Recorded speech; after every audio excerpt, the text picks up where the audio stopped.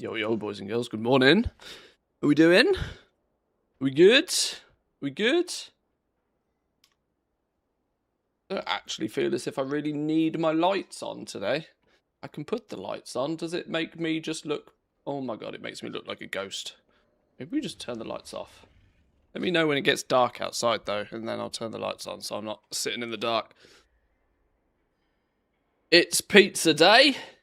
It's pizza Friday. You want to see some puppies, do you? Give you a bit of a full screen puppy cam action for a minute or two. We got Amlams. Say good morning, Amlams. Say good mornings. She don't want to say. Oh, she flapped her tail. We got Alma. Sula is, of course, he is. He's resting up against the wall. Sorry, I said his name. Nipser was having a drink. Hey, Nipser Bears. Hey. Apparently, they think something's going on outside. What's occurring? What's occurring, Almlams? Alma. Hey, what's up? They were clearing the snow from out on the road this morning, so the dogs are all a bit confused by what's going on. You say woof. Say woof. Nipsers. Say woof. Hi, come this way. Come this way. Hi. Hi. Hi. Don't get too close to the camera because you've got name tags on. Probably a reindeer. We get deer. We get deer strolling through the garden. We don't get the reindeer variety, though. I live down south. How are we doing, though, boys and girls? Are we good? Seems my ISP finally got their ass up and fixed the TSM app. Was it some sort of restriction on Cloudflare? I've heard a few people have similar issues. What I wanted to do, actually, my game keeps telling me I've got a chest of goodies available in the neighborhood. I should go and have a look. Quick sip of coffee. Don't mind if I do.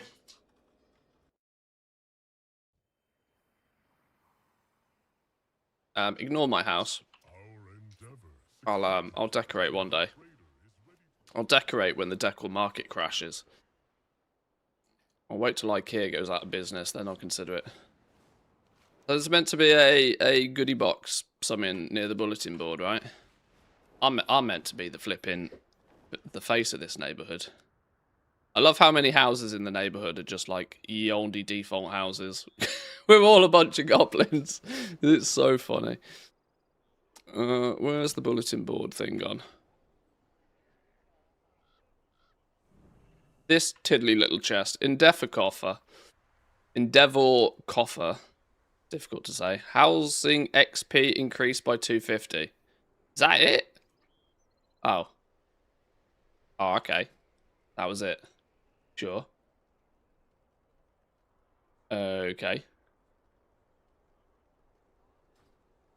Good vibrations today.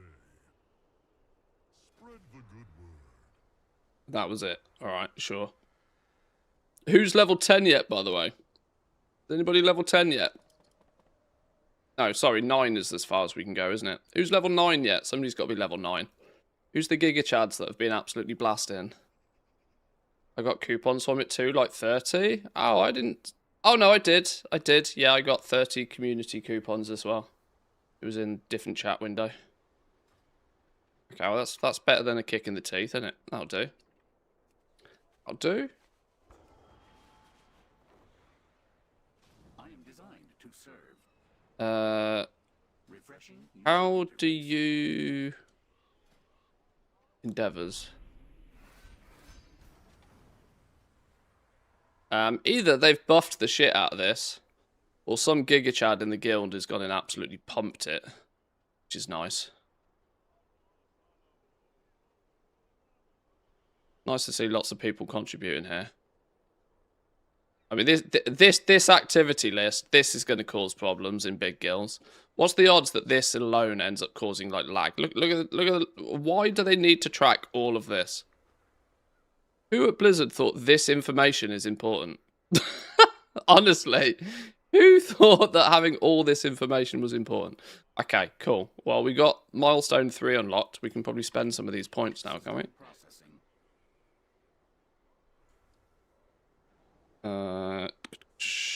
I should probably have a... I'm doing this on the wrong character.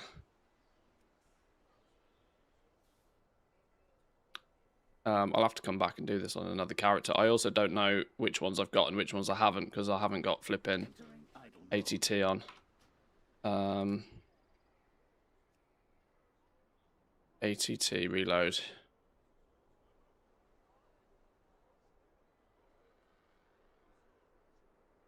Who was it? Grommel's or something that had the coffee pot. Apparently that's tradable as well. It's on the auction house.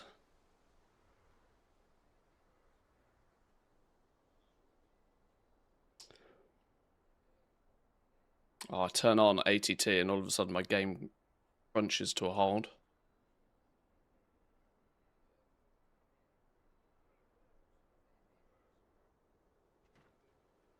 Can you let my hunter in the guild? Yes. Have you applied? Is it in... Hang on. Please hold.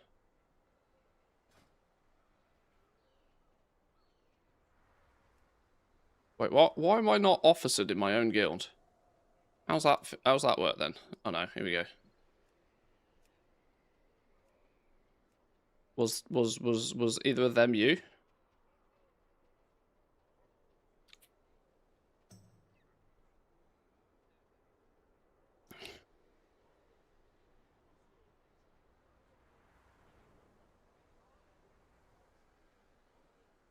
It was, okay. Cool. Nice one. Nice one. Currency, community coupons.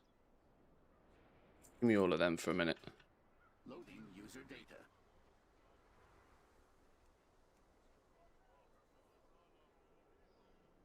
Right, so which ones have we got? Which one? Not collected, not collected.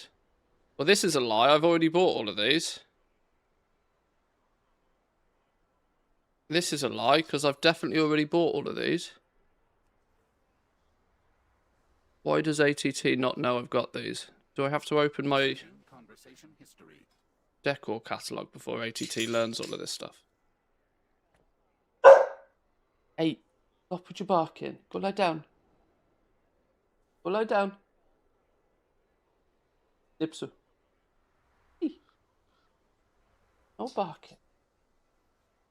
How I'm almost convinced I've bought all of the level 1 stuff, so Assistance protocol activated. oh, owned 1. So why does this ATT have not stored? Okay. 1 in storage. That's annoying.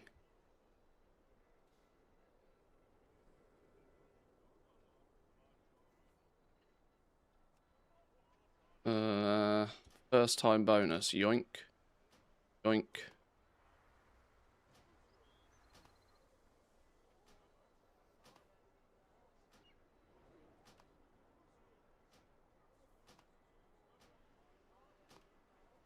Right, that'll do. That should be everything. Have a nice day. Do-do-do-do.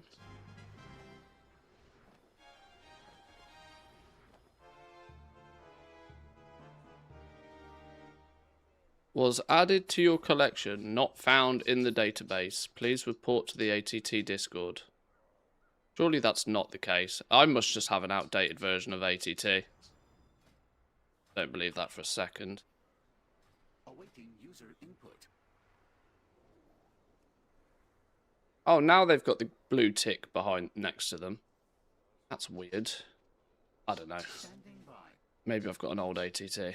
All right, well that's all the Mechagon stuff, which is cool. Very nice, very nice. I was on this dude mostly because I actually want to bang out a quick couple of patron orders, keep the blacksmithing knowledge points. I would love to complete the knowledge point tree on 1 expansion.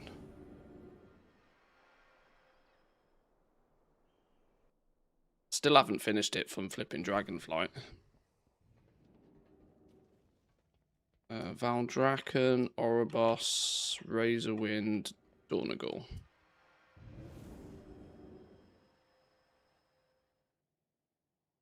Got to relist my decor as well in a minute. I might have to spend a little bit more time doing decor stuff today, rather than just a simple, straightforward relist. I think I spent about 5 million gold on decor yesterday, which is kind of scary. I managed to get what I think most of it redistributed, but I still need to do a little bit of TLC on it just to make sure. I've got a little bit too much of it lying around in the guild bank that needs a home. Once we found most of it a home, I can relax.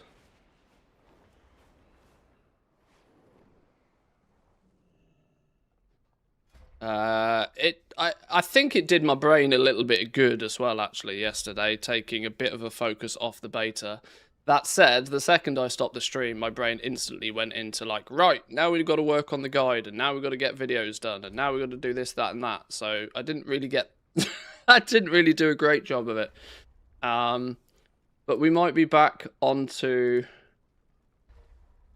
the beta in a little bit. But we'll see how far I get with this today. What I need to try... is that meant to be beta? I don't know I don't know what the question is. I'm pre-coffee. You got to be like really straightforward with your questions, or they don't sit.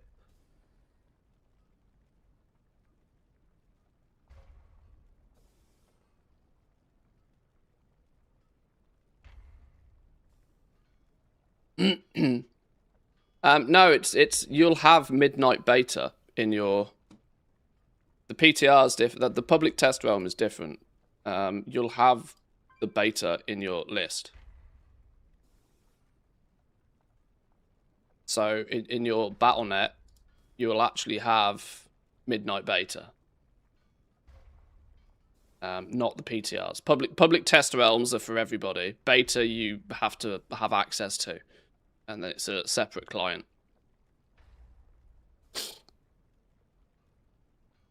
Which requires the Epic edition of the Midnight if you don't already have it.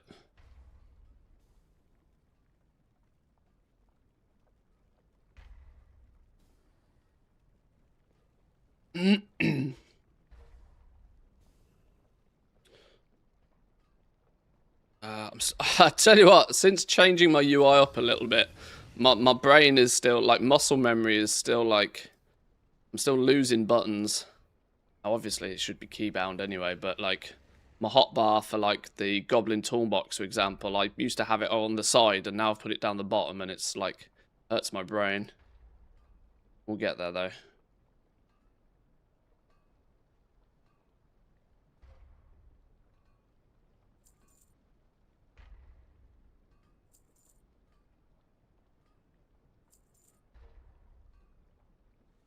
Tinderbox is 14 gold. How the world has changed. Still remember those things being 10k a piece.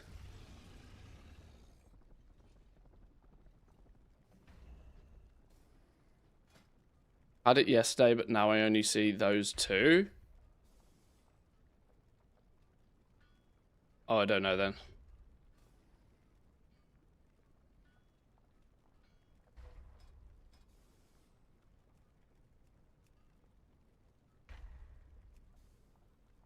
Welcome in, Chalida. Good morning.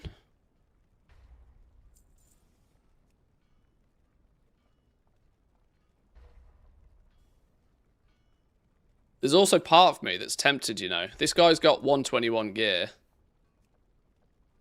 I'm wondering if I should spend a bit of time getting this dude some more gear. I don't think I probably will, but there is very much part of me that's tempted to go back to Paladin for Midnight.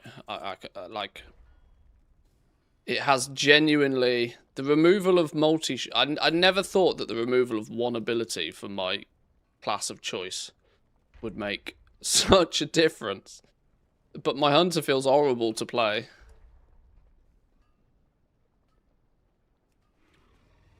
Whereas Ret is just kind of like fun. And in sticky situations, before you've got any gear, you can always go prot. Prot's also always fun.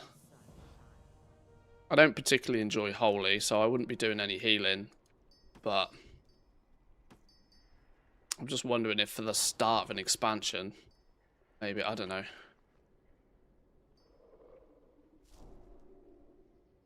I can't put my Hunter down, though.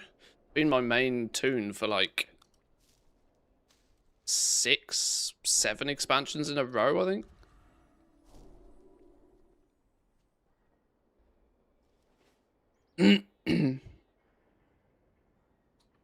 Where's blacksmithing? I need to fix these bars.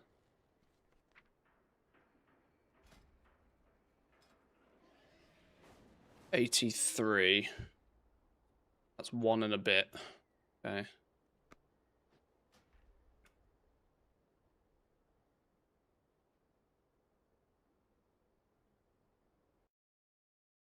Why is it so cold to make Finland warmer? It's not changing anytime soon, is it though? From it's funny, from having like a really poor like November and December to having this absolute Arctic start to 2026. This is I might be right in saying this is the longest cold stretch that has probably been for like at least since I've lived here.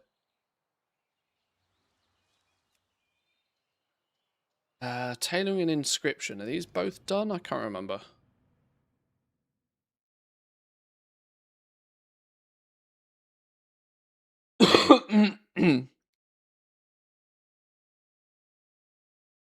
I'm not used to this shit anymore.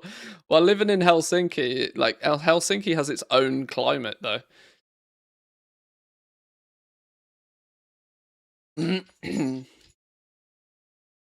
The sea's all frozen though, isn't it? Have you gone walking out? Have you gone walking out in the sea? That's a novel experience. When the sea freezes over.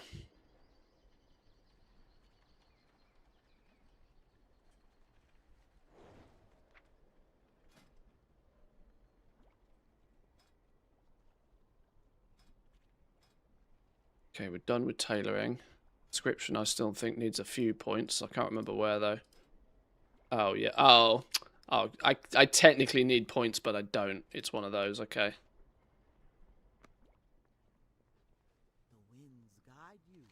So I need points, but I don't care about the points.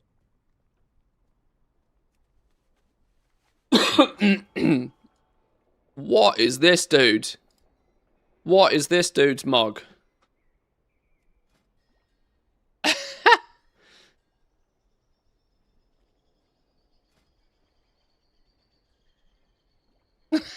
Got this Death Knight's got like a full pink suit on. Where's that come from? Lol.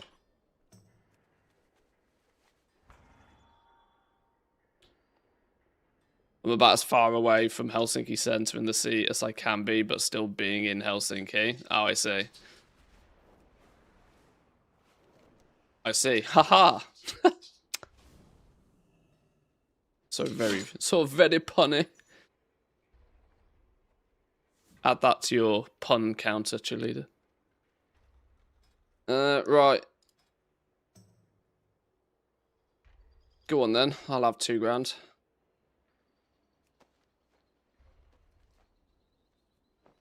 Best quality, please. Touring chest, 25 gold. See you later.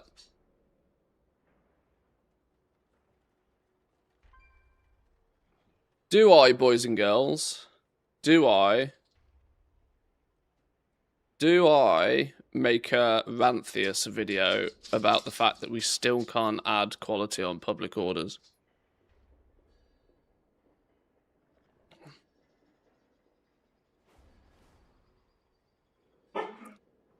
I kind of feel that by the 3rd expansion with this new profession system, There is absolutely zero reason now for them not to put quality on public orders. And it's actually a bit of a spit in the face to the we're listening aspect of Blizzard for them to not do it. Because can you name one thing that's been, you know, can you name one thing that's been screamed and shouted about more than quality on public work orders? Maybe not being able to reset knowledge points. I mean, there's a second Ranthius video. I'm gonna have to rename the YouTube channel if I'm not careful, though. Maybe that should be a spin-off channel. Oh, that should be the second channel. I've just realised. Only positive shit on the Manthius channel, and then we'll have a Ranthius second channel on YouTube, which is just where I complain all the time. Yes. And then people can pick their poison. Do you want excessive levels of positivity? Or do you want pre-coffee Ranthius mode? Will be more popular for sure.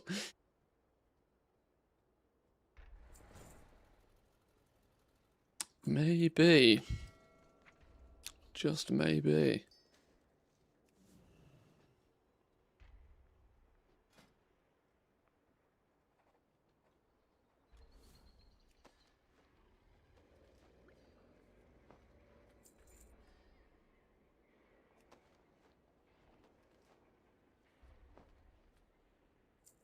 Sure, we love Ranthius. I need to just make sure that we should, you know, it's happy times. It's like the run up to a new expansion. We should be chilling, you know. It's also Pizza Friday. No bad vibes on Pizza Friday. Banging tunes, casual gameplay, bit of goal making. Look forward to Pizza Man turning up at the door.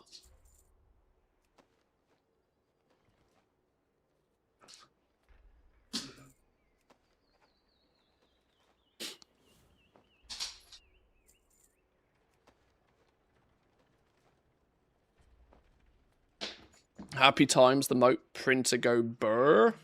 Yeah, see that yesterday's video, for example, is an example of how I try and spin a, you know, something that is clearly me saying, Blizzard, you need to fix this. This is shit. It can't possibly go live this way.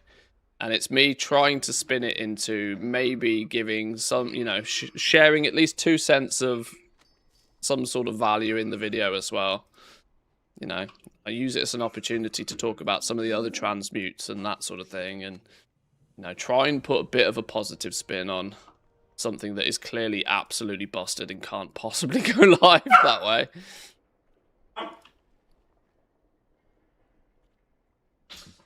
How do you have so much space on your screen? 4K monitor. All the pixels. It's just a shame I can't stream in 4K, which means you guys get, unfortunately, a slightly down resolutioned version of it, but I love my monitor.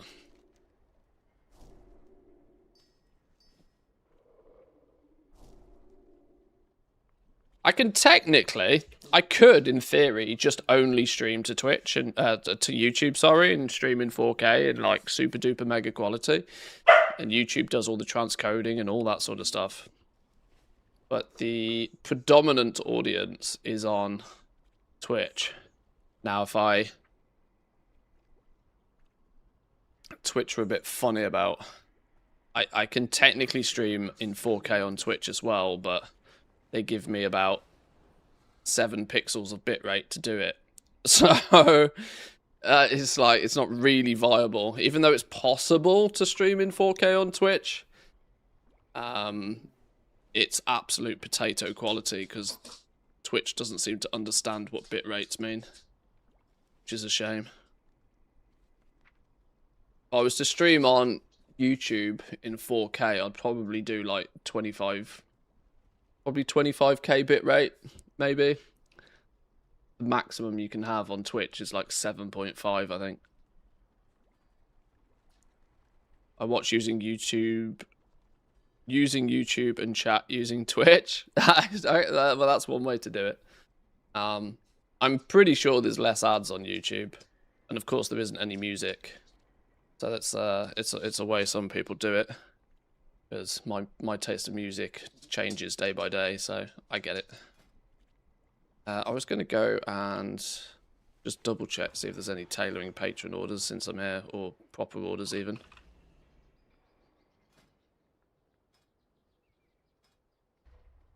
Nope. Okay. Cool.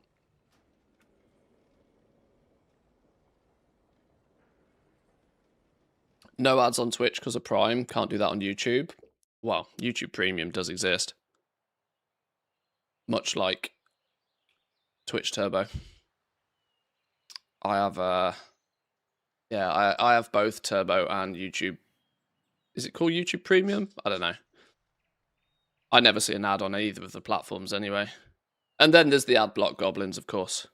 People who, you know, take matters into their own hands. Why is this happening? What's going on here?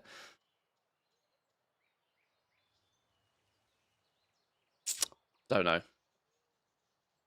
No ads on YouTube because I use YouTube Music instead of Spotify. Well, that's the silly thing. I have YouTube Premium, which comes with YouTube Music, but I also pay out the ass every month for Spotify as well. And that's because the wife also uses Spotify. So it's like, oh, okay, sure. But it means I pay for Spotify twice because she wanted her own Spotify account. So technically, I should just cancel my Spotify account and use YouTube, whatever. You know what I mean?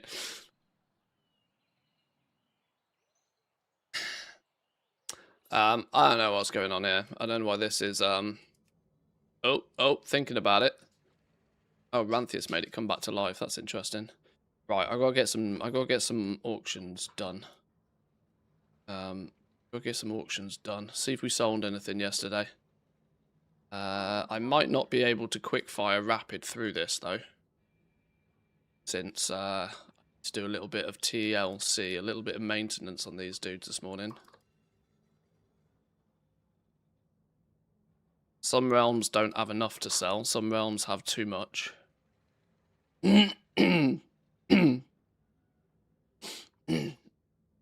Sadly, you still need sponsor block to skip the ads inside videos.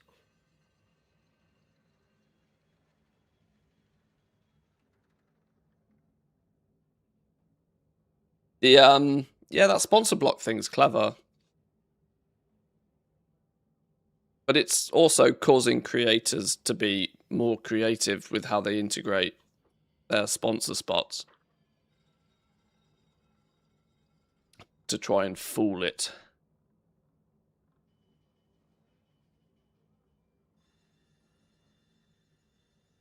$93 auctions. See, this is an example where I've got way too much listed on one realm. I don't know how that's kind of accidentally happened.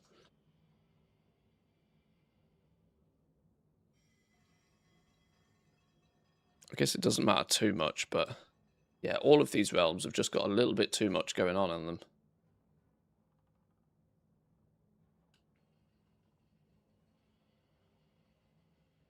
There's no point having 93 auctions on one realm and then some realms with like 7 things listed.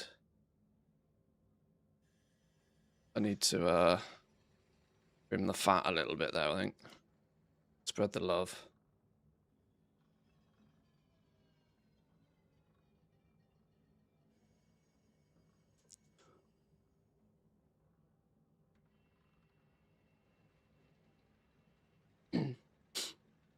Sleep auction instead of sleep walk. I tell you what, I'd love it if I could get my auction house stuff done while sleeping. How would that would be a level of efficiency that I would happily take up. Happy.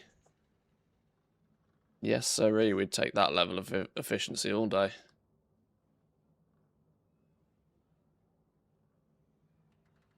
Let's just get 50 things posted per realm.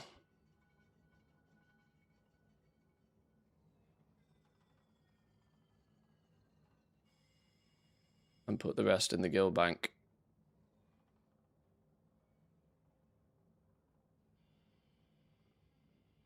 This is a little bit too much micromanaging, but based upon the fact I still come along later in the day and do a cancel scan on all of these realms, I only do 1 cancel scan a day.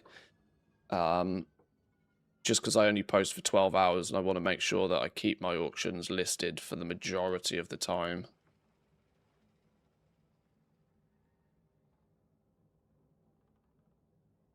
Where was I going with that? I don't know where I was going with that.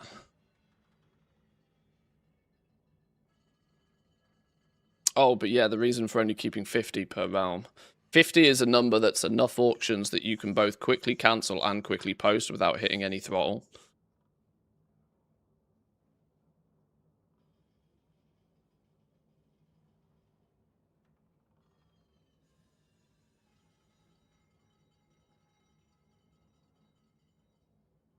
Because the throttle can be a real slowdown when you're trying to do it on many realms.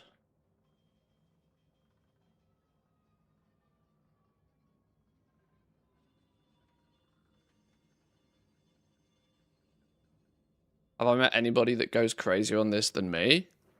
Oh, yeah.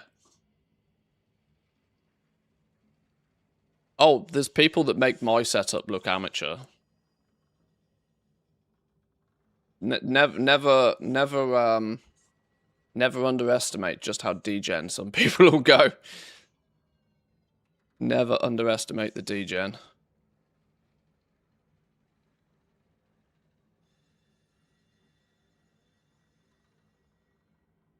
Oh no, wait. Hang on. That dude didn't put stuff in the bank.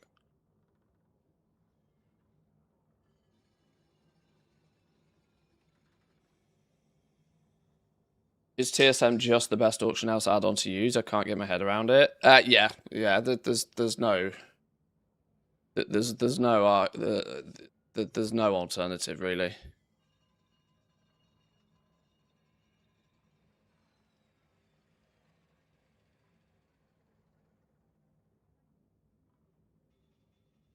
Right, have you put everything in? You have. You're good. You weirdly need to try and fill a few more. Right, you put that lot in the bank.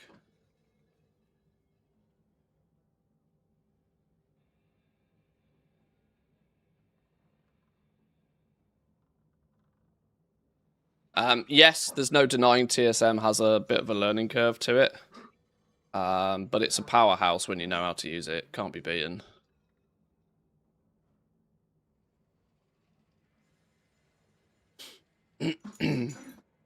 But it's still not the perfect add-on. For example, its shopping searches are terribly slow. They're detailed, but they're terribly slow, which is a problem in its own right.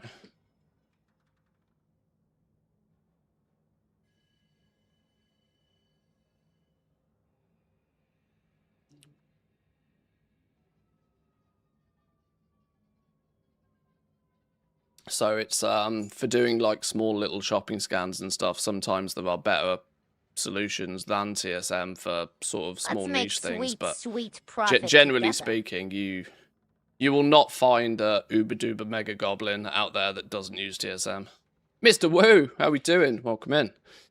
Good morning. Good morning, good morning. Thank you very much for the 43. Solid use of the prime there. That's got to be enough stuff. Chill out now. And you need 10 more items on the auction house.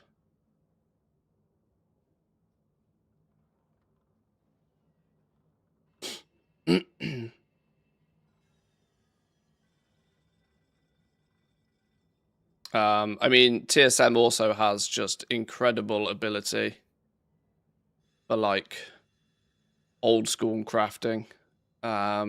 It literally can't be beaten. It doesn't work as efficiently with the more modern expansions, Dragonflight, the War Within, going into Midnight. But, you know, crafting nowadays is a different game because it's all probability based. Probability and statistical averages all over the place, which is not where TSM excels. They've tried to weave in a little bit of it, but it's still not very reliable. But yeah, for posting stuff on the auction house, there's literally no better.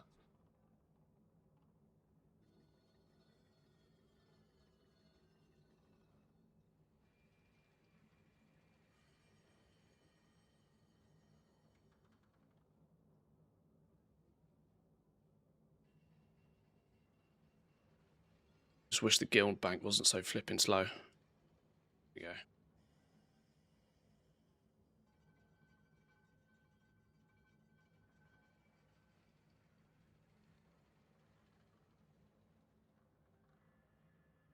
Lived on Auctionator for years. But yeah, I mean, Auctionator is easy. You right-click an item, it, you know, automatically puts in the... I mean, to be honest, for selling stuff, Auctionator doesn't really work that much differently to the base UI. But Auctionator has its convenient shopping lists.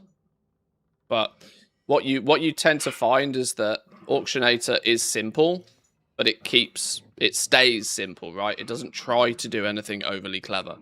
It's simple and it's efficient and it's quick and it's relatively lightweight and it just works, which for some people is all they actually want.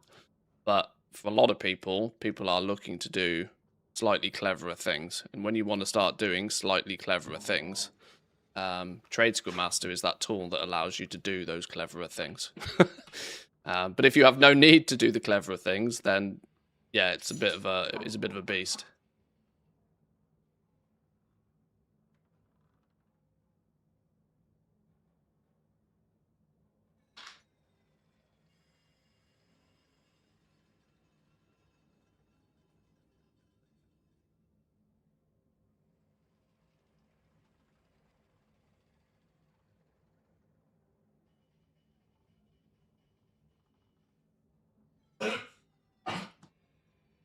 I mean, there's absolutely no way I could do this in even...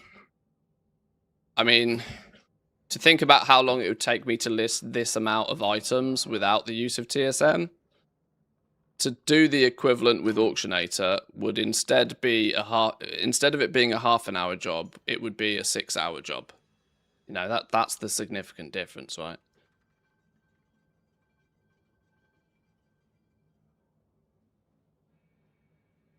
This is hence why you will never find anybody that... You'll never find anybody that has, like, top 1% amount of gold that doesn't use TSM. Because you just can't get there. You just can't get into those realms without it. I mean, unless you own a boosting org, you know, but...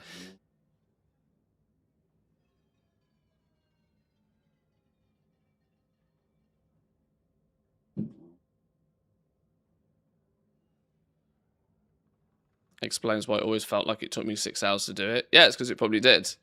Yeah. Having to click on each individual item and double check that it's right before you post it. It's great that Auctioneer will just like preemptively fill in a lot of the boxes and you just have to confirm that it's right. But with Trade School Master, you've already confirmed that for the most part ahead of time by you've structured what you want it to post for before you even open the auction house. That's kind of the point. You front load the effort, which then makes the repeatable task of posting items much quicker.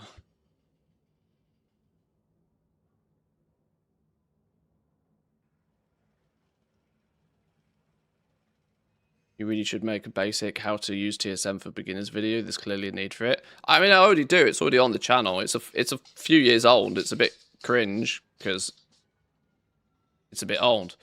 It's cringe for me to watch it, but the reality is that not a huge amount has changed since I did that video. There's still some of the videos that are listed on the Trade School Master website as like reference points. I think, what was it? It was like a four video series or something I did with it. I mean, I don't disagree. Redoing them is not a terrible idea, but...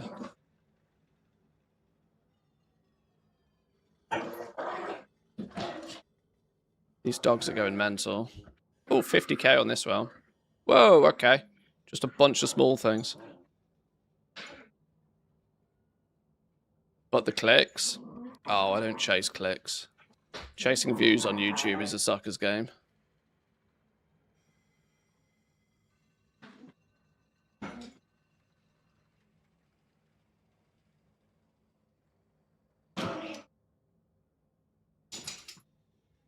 Unless your name's Mr. Beast and you make hundreds of millions of dollars by doing it, but, you know, different levels. Talking about your average YouTuber.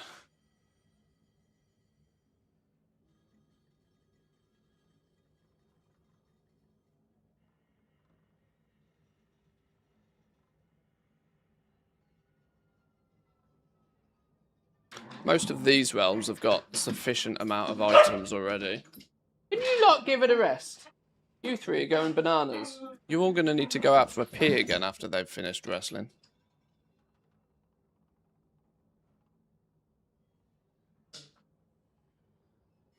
Mr. Beast makes slightly more than you. It is rumoured that he does make... I do believe he might be in the next tax bracket, yeah.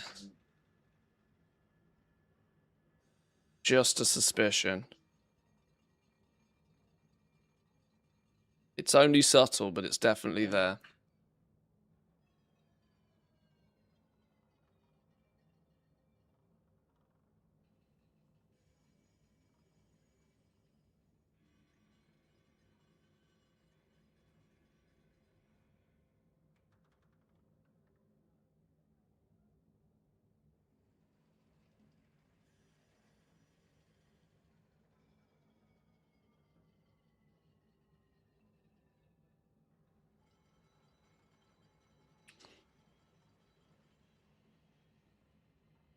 The problem I always had with like doing TSM videos is it's incredibly difficult.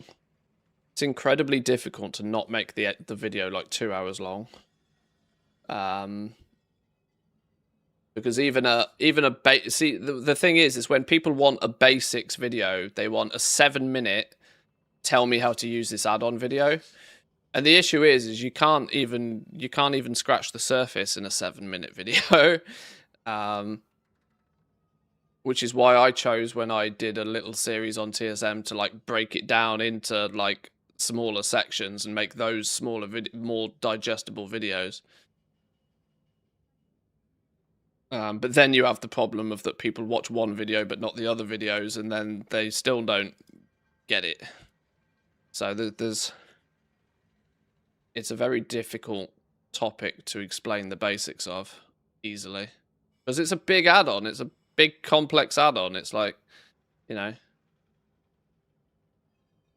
it's not that straightforward to use ultimately.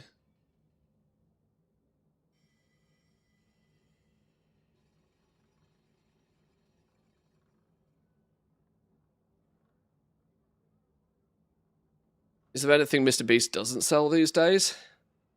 He feels like I joke with my wife, right? I imagine mostly only the Finnish people will understand this, but I joke with my wife that like the Moomins will literally put a Moomin on anything. That their merch line is an unlimited, right? The Moomins could open up an IKEA shop with every single product having a picture of a Moomin on it. And they do, right? There is not a single product, a household product that you can name where there isn't a Moomin version of it. Right? That is the level of, like, that is how heavily they've merchandised this cartoon. Because Finnish people go mad for it, right? Oh, look, it's a toilet scrubbing brush with a picture of a Moomin on it. I must pay 3 times the price for it. So it's kind of, literally there is nothing that doesn't have a picture of a Moomin on in this country, but Mr. Beast gives the same vibes. You know, like, if he can get away with putting a Beast logo on it, he will. 100% agree on that. My mother is obsessed with the Moomin mugs. I'll share a picture of my kitchen one day. My wife has a humongous collection of these Moomin mugs. She must buy 10 of them a year, because every month they release a new one. She buys all of the ones with the letters on. She got really excited the other day when the store was selling the one that had the initial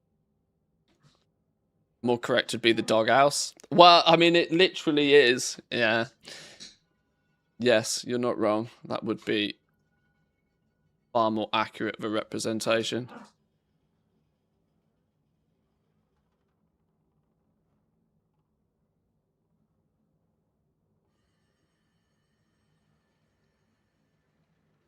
You need to tell the missus that farming lumber can get you moomin stuff. That's a clever thought. If she could operate a druid at 300 lumber per hour, I'd probably put her to work, but she keyboard turns, so that's not happening, is it?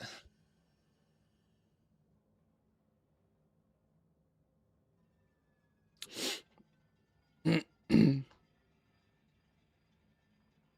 would like a free bucket for once in my life. Don't really sauna, I don't like beer. I don't really care about the ice hockey, so I don't always feel like a real Finn, but a free bucket could change all of that. Fair point.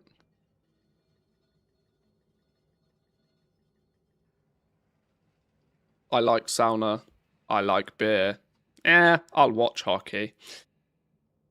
I feel relatively Finnish sometimes.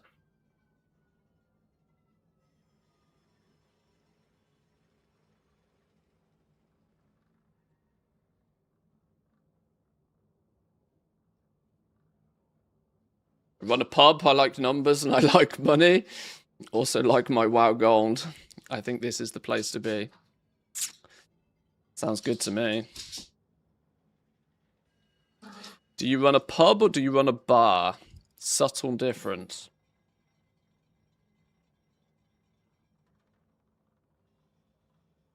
Remember, I come from the land of pubs.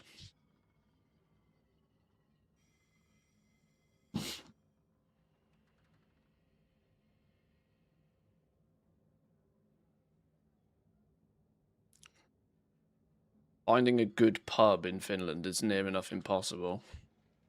Lots of places that will serve you a drink. There's also lots of them that attach to train stations and have unsightly people in them.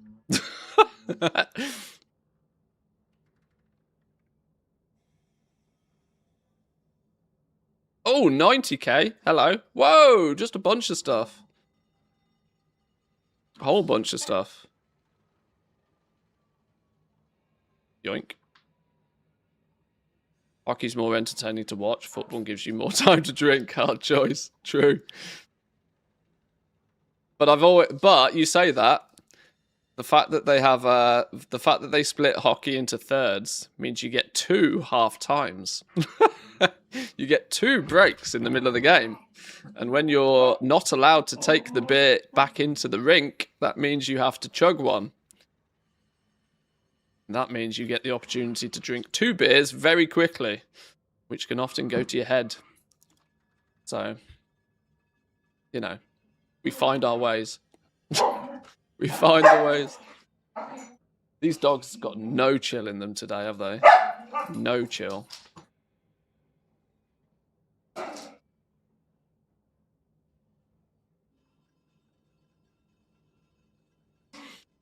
I want to say it's more of a pub feel to it. Serve alcohol, burgers, snacks, chill environment. I like the sound of it already.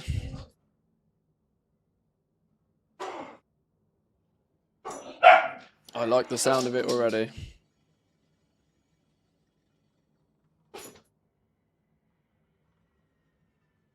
Yo, puppies! You trio, give it a rest. You're meant to be chill.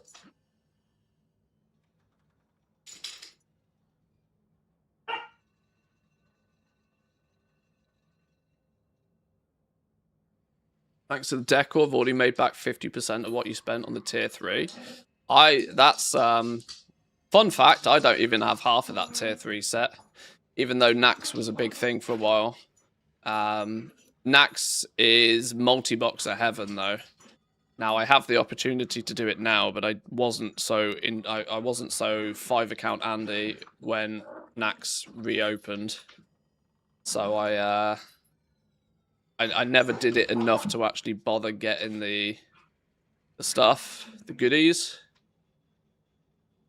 And the fact it was about 3 million gold of like roughly 3 million gold just in the, well, what was that silly material called?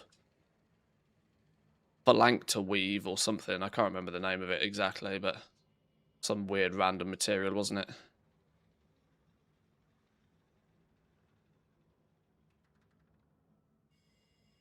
This realm's probably got enough just to relist it and go. Hoppers woke up and chose... They did this morning, yeah. They were chilling for like 20 minutes before I started the stream. Now they've all woken up and gone bananas again, I don't know. Maybe they didn't get a long enough walk this morning or something.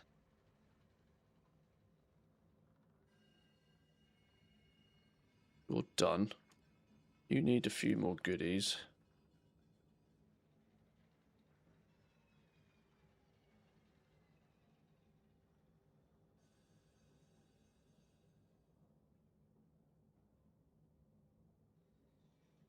That enough? That's probably enough. You chill out now. Post that. You put that lot in there. You lot log out. You need some more goodies.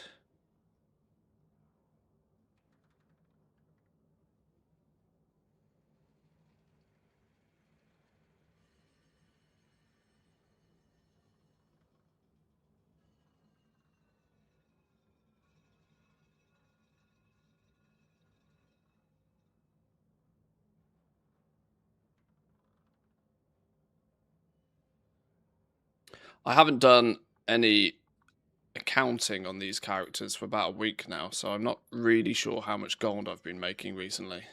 But I do know that I spent significantly more on Decor yesterday than I probably should have done. But I was feeling a little bit out of stock. So, probably spent more than I should have done yesterday, but... Now, please get an invite for Discord. All the links on YouTube and Twitch are expired. They shouldn't be. Exclamation mark Discord in chat will give you the Discord link. It's exactly the same link as YouTube and Twitch, though. I would say that they're probably not expired. I'd probably say it's a browser issue. Sometimes the browser does funny things with Discord links. I'm not sure why. I think it's exclamation mark Discord. Yeah, it's actually the same link, but doing it through, I don't know.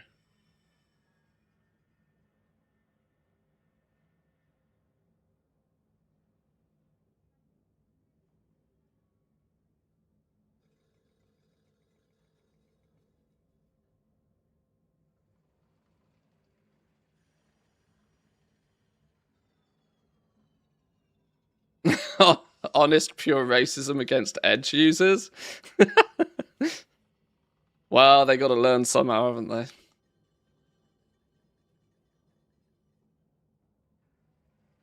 They'll learn the hard way.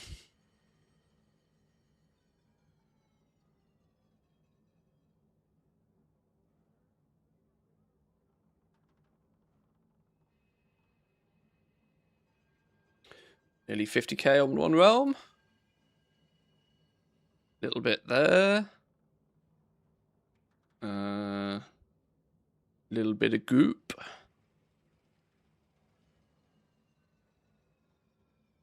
I'm not going to start doing that, don't worry. We've got loads of auctions here. You could do with some more goodies. You're a bit short. You're a bit short as well.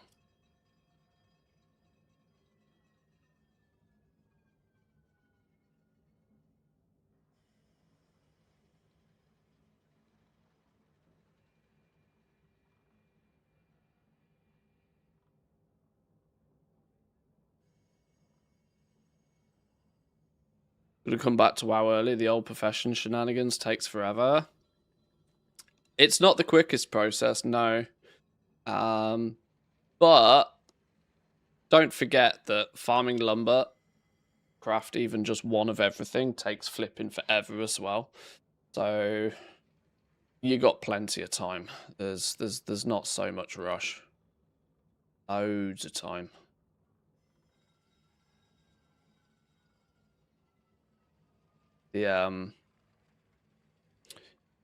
simply following like WoW Dash Professions or something can speed the process up a little bit. Because at least you can read through it first and know where you're going.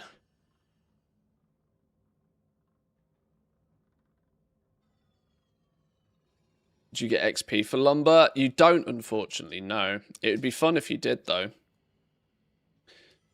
It'd be an interesting one if you did.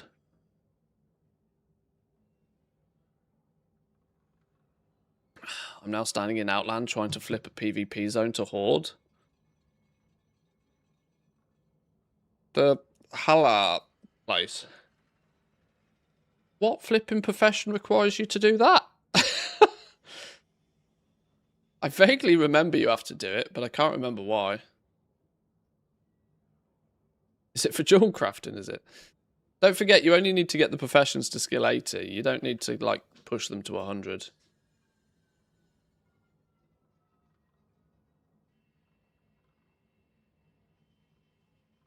Did you post your auctions? I'm losing track of what's going on here.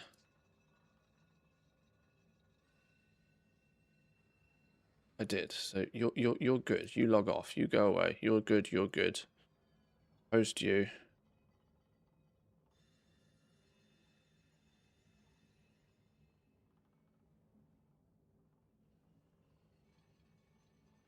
Still only 32 items. We running low on interesting stuff again. We must be.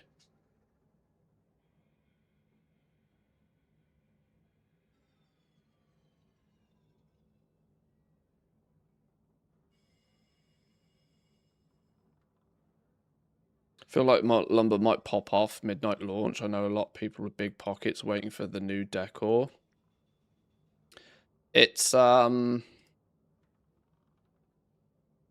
just going to come in waves now, I think. There'll be those periods where there's a spike in interest. I don't think we're... I mean, to be honest, if you look at the graphs, if you look at the numbers, Decor's an incredibly stable market right now. Which is kind of shocking. Because WoW doesn't really do stable markets.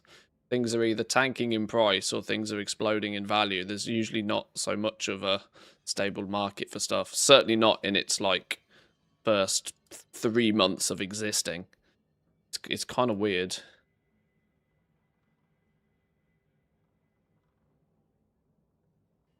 You're used to expecting, like, huge swings in values of things either up or down or whatever. Weird how markets stay stable when botting is minimal. Well, you touch on a good point there, yeah. The fact that the entire Decor market is not immune to being botted, but its bots will have a far easier path to success elsewhere, does mean that, hey presto, in an entirely player-driven market, it does actually generate some level of stability. Because when shit gets too cheap, real people stop doing it. And when stuff gets overly expensive, real people do it more. I use the word real because bots tend to ignore those things. Bots will continue to just do a thing until they drive it absolutely to zero.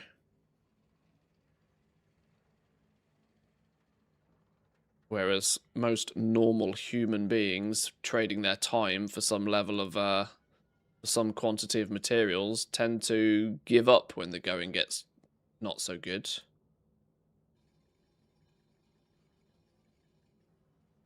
So, for one, I hope it stays this way.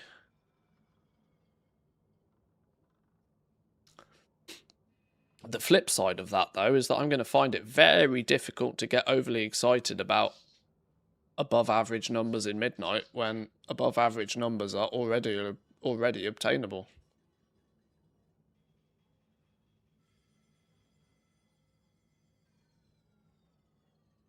Feel like if moats stay the same, they're going to crash immediately to multi-craft prices. Thoughts? I mean, I literally did a video on it yesterday. It won't stay live like that. It won't go live like that. They'll put a cooldown on it. They'll put a cooldown on it, and it'll mean that it becomes a viable thing for alchemists, like alt army alchemists, to log in, press a button a few times a week. You know, concentration in disguise, the old school way. Right, you have like basically nothing.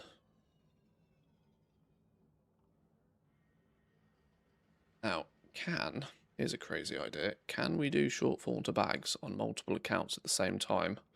Or is it going to absolutely crash and burn if I try and do that?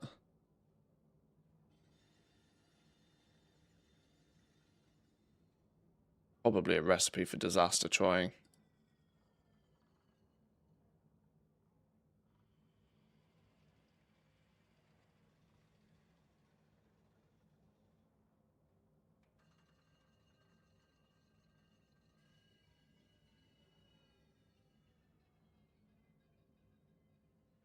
I wonder if the Decor market will still be stable after people are done and happy with their house build.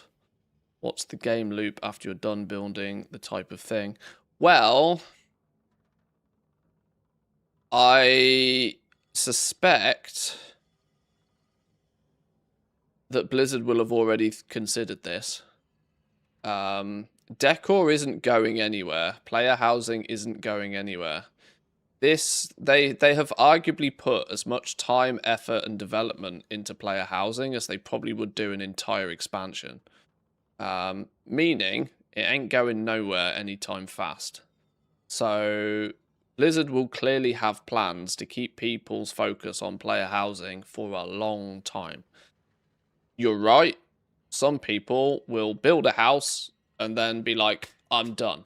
But what Blizzard will clearly do is come along with new decor packs, new upgrades, new features, new functionality that will keep decor at the front of people's focus for at least the entirety of Midnight. And actually, it's basically now an evergreen. It's fundamentally an evergreen collector's system, if nothing else.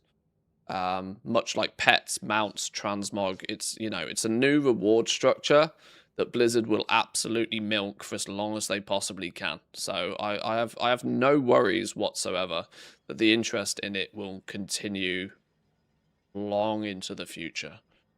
No issues with that at all.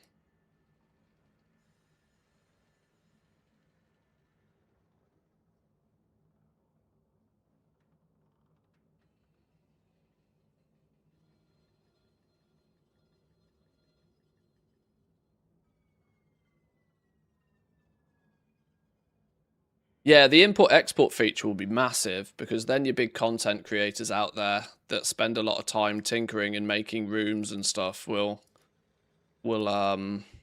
share their efforts, and then lazy people will just copy it and be given a shopping list of stuff they need. And there's a strong chance half that shopping list will involve something that is go to the auction house and buy this. So make it rain, you know?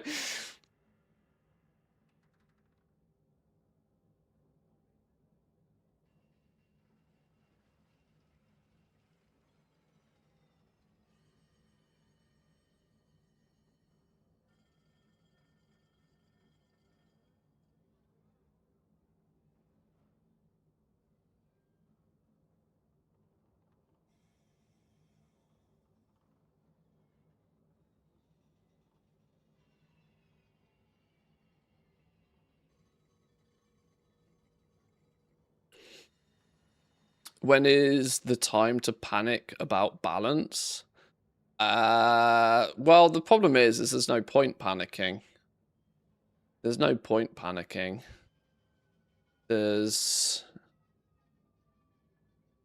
probably only one more major build to come before we get basically what will be the release candidate build. So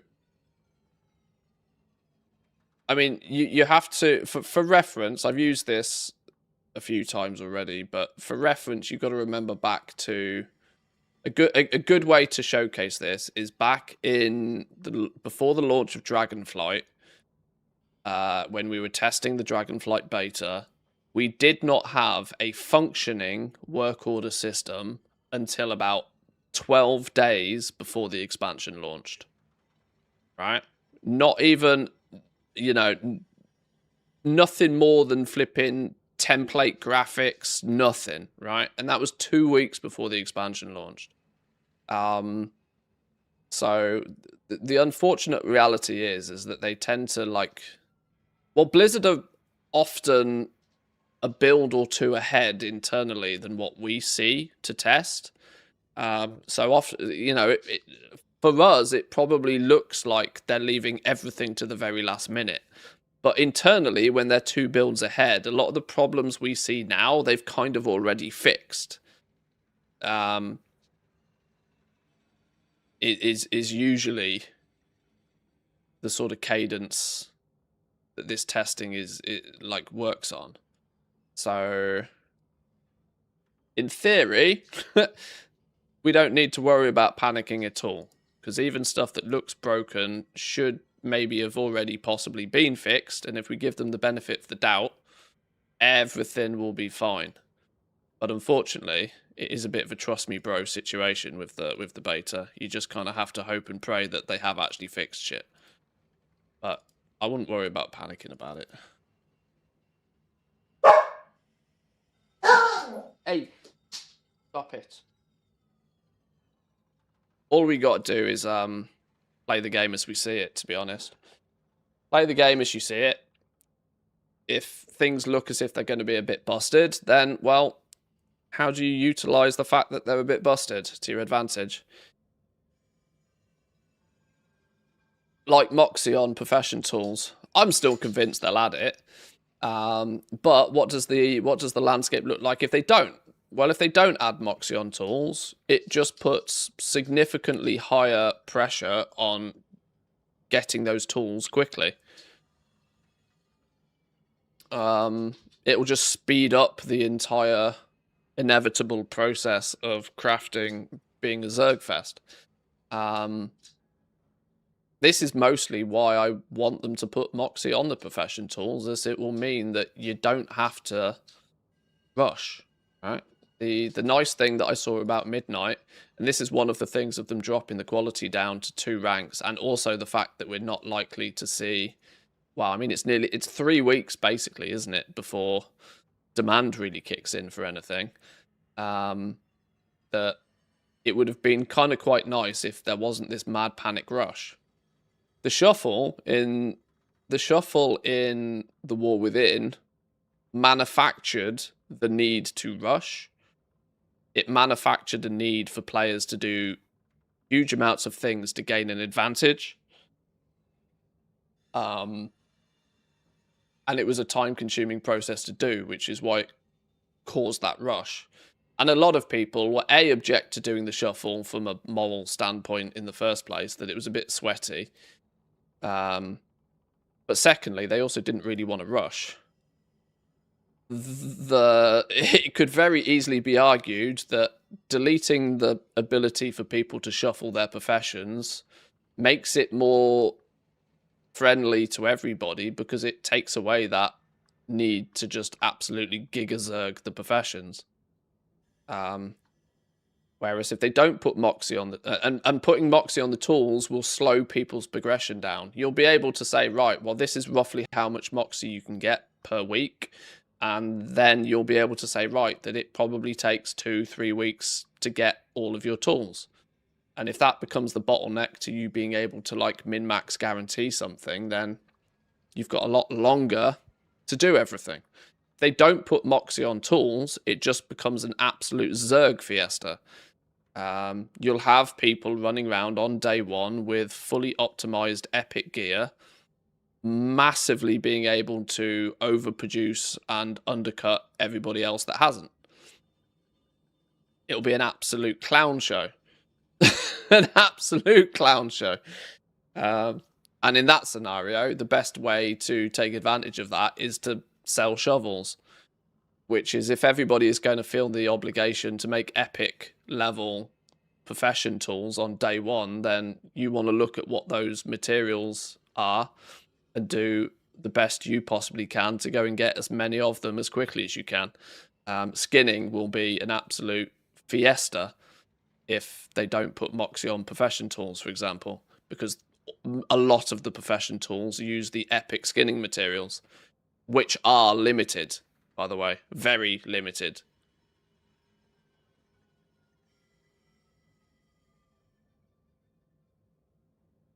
So there's going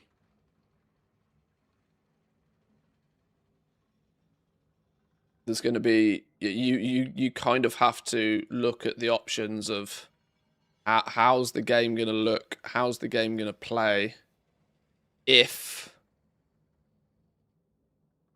the option to do everything in one day is there. How do you navigate that? How do you deal with that? Players will have to figure that out.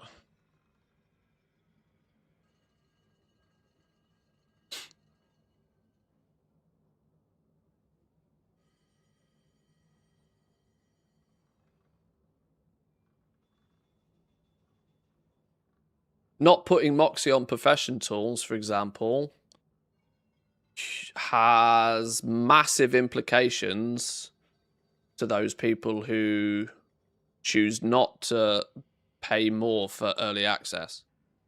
Because if you don't put Moxie on profession tools, I can guarantee you by the end of early access, people will already have like guaranteed max builds before early access is even over. Of course, not on every market, not on every item, because knowledge points will become the bottleneck there. But anything where you need like 70, 80, 90 knowledge points, people will figure out how to do that within early access. And that means, it kind of means that people will be turning up on technically day one of the expansion, trying to compete against players that have already quote unquote finished. It's going to be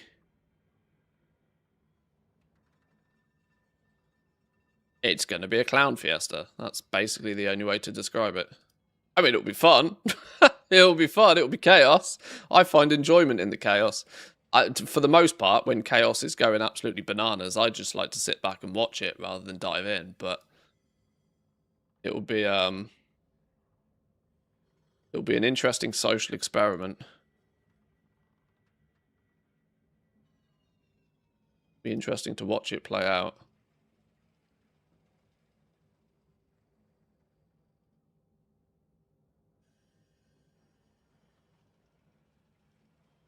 Some of these realms still have a disgustingly low amount of stuff. I clearly need to buy more. Running low on stock still, clearly. The only solution to that is buy more. I've tested. Inscription can guarantee max rank tools day one. Well, any profession, like I said, any profession, any crafted item that requires less than 100 knowledge points in the spec trees in order to get to min max the spec tree. Any item that uses less than 100 knowledge points, people will figure out how to min max it day one. Which means if you turn up 4 days later, people have already completed it, mate.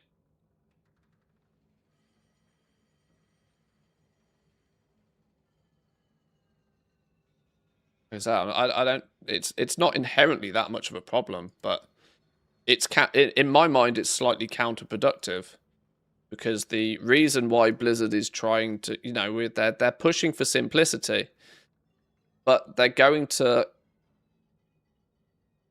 It's the gameplay mechanics of utilizing things like profession currencies on items like your profession tools creates a buffer It's the same thing as catch-up mechanics, right? It creates a buffer. It means that people who are absolutely gigasweats can blast their professions, but they get to a certain point and then they're held back from going any further until the next round of currency comes into play. It's exactly the same system as like sparks, for example. There's a reason why you only get like 1 spark a week. And it's so that people can't absolutely giga sweat it and get all full crafted gear in week 1, and guilds who are willing to absolutely blast it. You know, it's deliberate pacing. That level of deliberate pacing is kind of needed.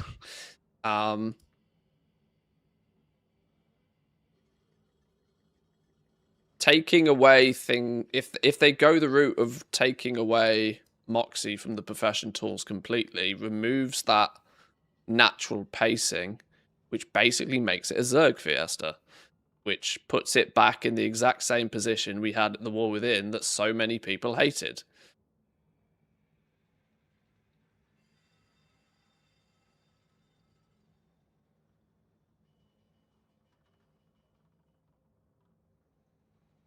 I'm pretty much of the opinion now that my guild bank is empty enough that it's not worth trying to pull things from it. That we should just get the last of these realms relisted now. You don't even need an accessory or a tool on the crafter to guarantee it. Well, yeah, inscription is just also very broken. The numbers in inscription are all over the place. Inscription's the one profession where most people like myself have been waiting to play with it properly because it's just broken. It's broken in the same way that leatherworking was broken, but leatherworking stayed broken. So who's to say that inscription is actually going to get fixed?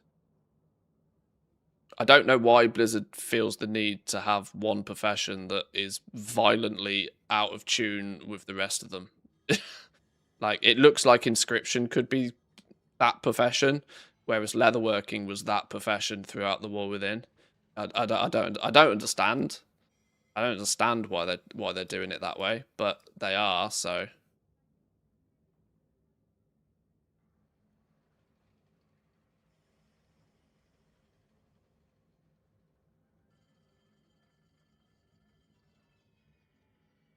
what it will result in is that you'll probably then find that inscription will be the profession that funnels materials into engineering.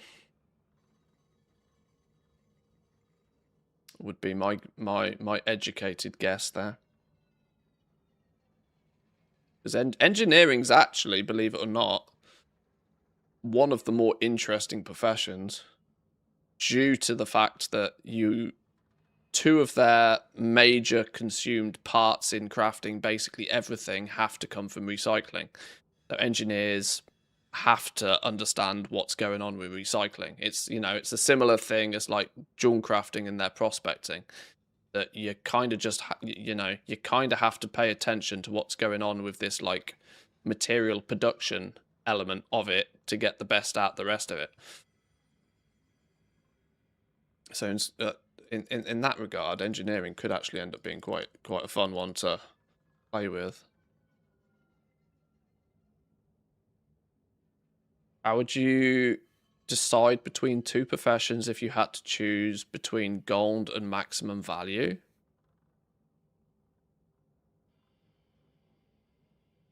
I don't understand the question.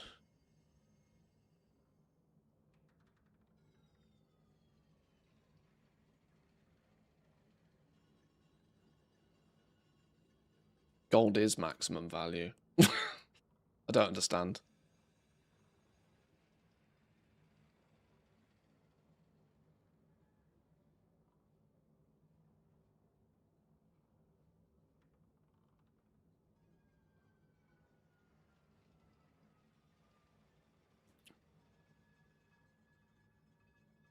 It's also weird inscription has 5 to 6 decorations, whilst the rest of them just get 2. All the past stuff, most professions in Midnight are getting like 5 or 6 decorations. It's a lot more balanced and a lot more even. I do find, I agree, it's weird that all the past expansions, Inscription seems to get way more. Which, you know, when you think about furniture, you'd kind of assume that, like, I don't know, something like leatherworking would end up with more just because, you know, leather makes chairs and sofas and pillows and or tailoring or something. Yeah, it just seems weird that you're right that Inscription seems to get for some reason more. Why is Inscription the profession that in theory makes more furniture? But sure.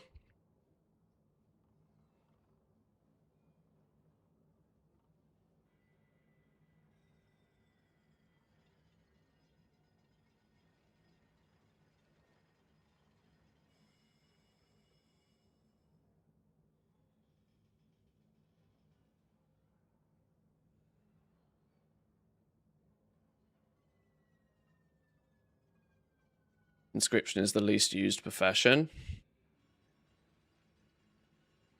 Do we think? Weirdly, Inscription's become... Inscription, I was saying this going into the War Within, and it's still kind of true. Inscription has got a bit of an identity problem, really. I mean, it's flip-flopped over the years from being like the glyph. I mean, obviously it started off being the glyph maker. And moved into, like, you know, now it's more about contracts and missives and Vantus runes. It's kind of changed its direction. They tried to make it sort of cosmetic-y in Dragonflight with the Drake appearance stuff. But I think Inscription's really struggled to find its purpose.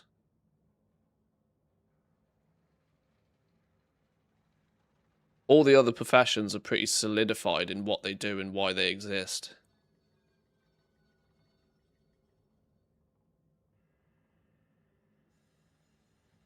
There's a lot of there's you know, thematically at least, there's a bit of a crossover, isn't there, between Inscription and, like, enchanting.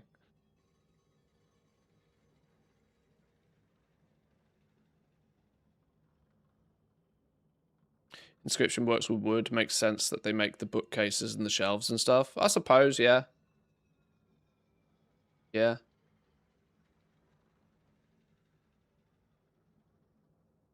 I mean, I don't mind. I'll utilize a lot of it.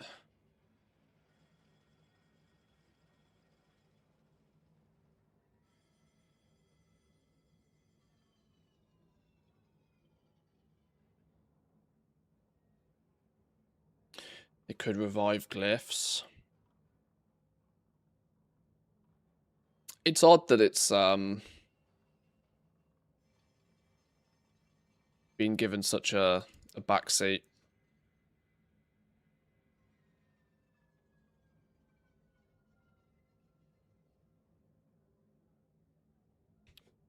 That said, I keep getting told by people that there's a thriving market in glyphs. I'm not sure if I believe the hype on it, though.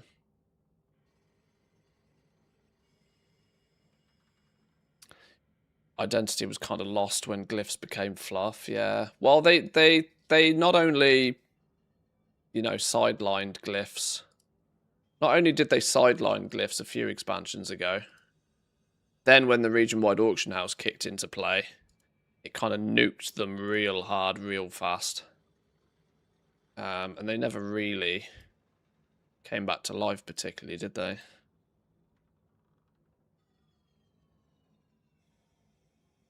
There's always kind of like a couple of glyphs that randomly turn up halfway through an expansion, but they're so not on most people's radars.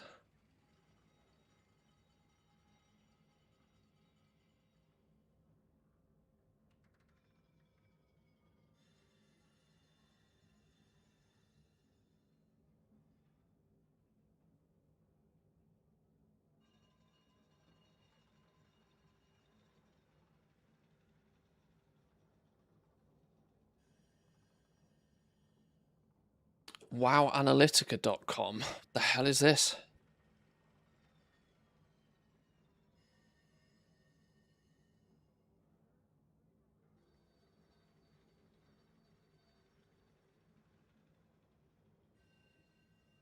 I didn't even know this is a thing. Professions.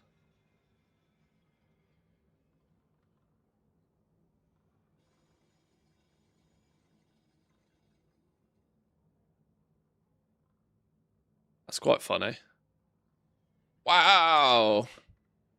See, I always see this. See, this is probably the reason, though. This is probably the reason why jewel crafting for me has been like one of my favorite professions, literally forever. Because the one way I always describe jewel crafting is it's a maths problem. You have to start by solving a maths problem, and if you don't solve the maths problem, you ain't going to make any gold with it. So if you don't solve the maths problem of prospecting, then you don't really get very far with jewel crafting. And it turns out the player base agrees, and the player base doesn't like maths. Clearly. Blacksmithing, leatherworking, and tailoring being down the bottom here is also not too much of a surprise, because these have lost their impact because other people can do that job now. It's lost its impact because other people can do the job. Tailoring, leatherworking, and blacksmithing used to be far more up the top of the tree, but that's because raiders would have tailoring, leatherworking, or blacksmithing, depending on what class of gear that they wear, in order to make that like number one piece of, that one piece of crafted gear that's their best piece of gear in that slot that comes from that profession. So they needed it. Now that can be outsourced to somebody else. Somebody else can make the gear. They just need to turn up with their spark and a few mats to do it. Alchemy is always sitting top of the tree because it buffs your consumables, and people love a good consumable buff, and people hate spending gold on consumables. Enchanting always has the ability to disenchant stuff, so people keep it around. Engineering is so very utility based, so it doesn't surprise me it sits quite high. This is the surprising one for me. I would have assumed mining and herbalism would be like right next to each other. I definitely would not have said that there'd be nearly twice as many herbalists as there are miners, because my take is anybody that's paying any attention to what they're doing should have both herbalism and mining on the same character. But herbalism is clearly top of the tree because of alchemy. Everybody wants alchemy, and so they pick up herbalism at the same time so that they can farm their own materials, because of course farming it makes it free, right?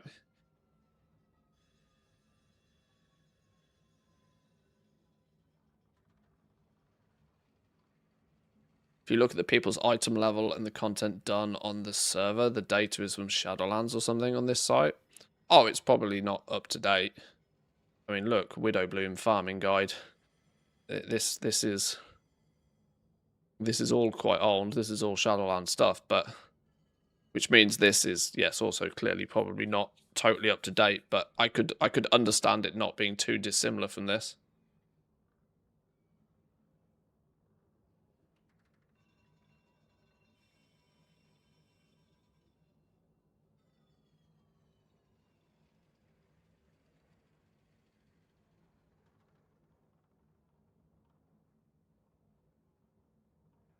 Lumbering should be number one, you're right though.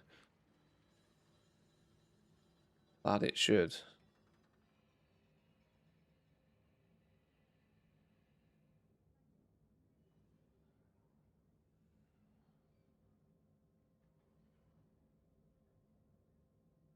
Logged onto the beta yesterday again, went through the farms. They've hard nerfed the enchanting crystal farms, so going to be even more expensive. Well, crystals are going to come from disenchanting Dark Moon decks. That'll be the source. And it simply will be balanced upon how many Dark Moon cards are printed. Of which, if it's anything like it was in the War Within, you'll be able to put together a Dark Moon deck for the, cost of about 500 gold. Meaning you're disenchanters will be able to disenchant them with a near 50-50 chance of a normal or a high quality crystal, which will in turn mean that normal crystals will be about 250 gold apiece, whilst the high quality ones will be about 750 gold apiece.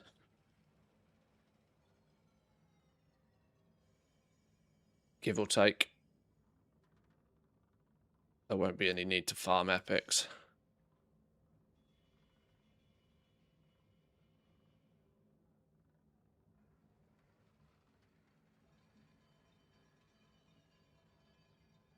Dark Moon cards require rank 2 inks only. Yeah, you're not crafting the cards, unfortunately. If the cards drop out in the wild and they drop anywhere near the same quantity that they would do in the War Within, which my suspicions are that they will.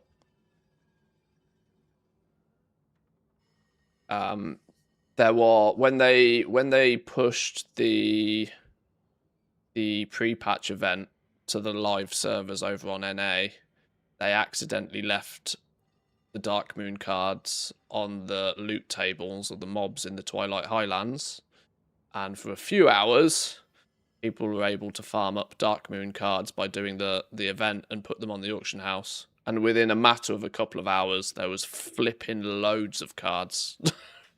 So I would imagine when the game goes live, if Dark Moon cards are on the on the loot tables of dungeon mobs, there'll be hundreds of the damn things.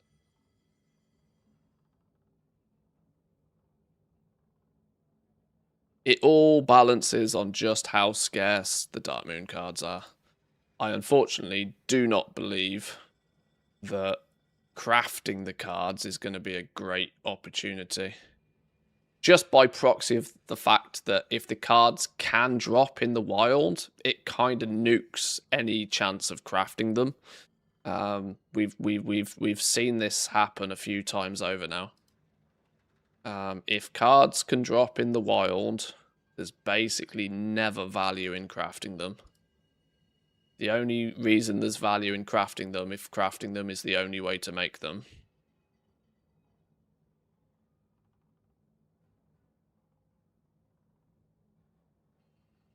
So, until the game goes live, we don't know.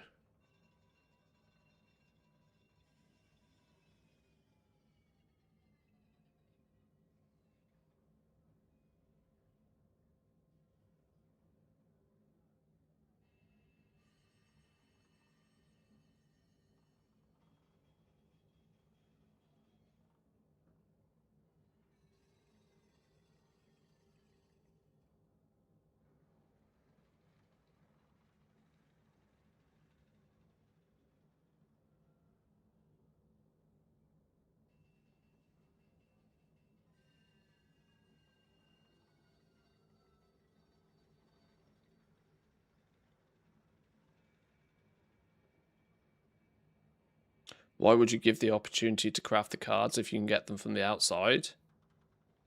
Choice.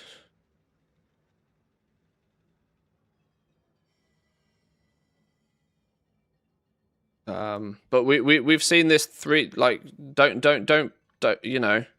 get fooled again, right? We've seen this for the last 2 expansions now. It was less apparent that Dark Moon cards could come from the wild in Dragonflight, until people started realizing that you could very reliably fish for Dark Moon cards, and then hey presto, large amounts of soggy Dark Moon card packs were turning up left, right, and center, massively undervaluing the reason to ever craft them. The War Within launched, and Dark Moon cards just dropped like candy from people spamming delves and dungeons to level up, and have continued to be far more abundant than anybody can ever possibly consider to consume, even with enchanters disenchanting humongous amounts of them to quickly level up enchanting. So for 2 expansions in a row, Dark Moon cards have been able to drop out in the wild, and has caused the value in crafting them to be non-existent. So I wouldn't put any real money on betting that crafting Dark Moon cards will be profitable in Midnight.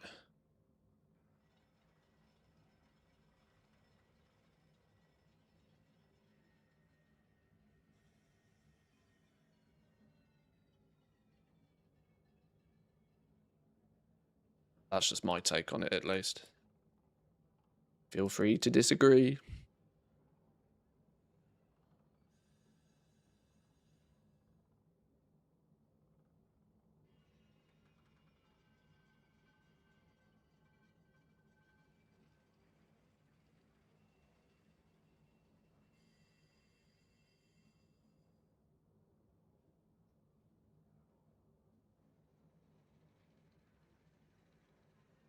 No massive, great, big, humongous wonder sales today on the Decor. It's fine. I don't think I've done this quick enough to get particularly accurate, like, numbers on sales. But we can see where we stand for the week. See if we're still keeping to the million gold a day average, which would be nice to maintain.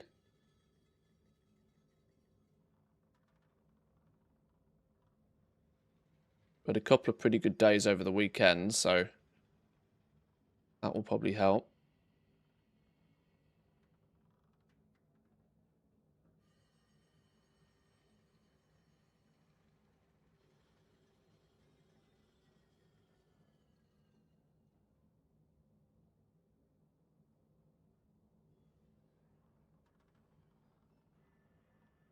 Right, I think we're on to the last set of characters now.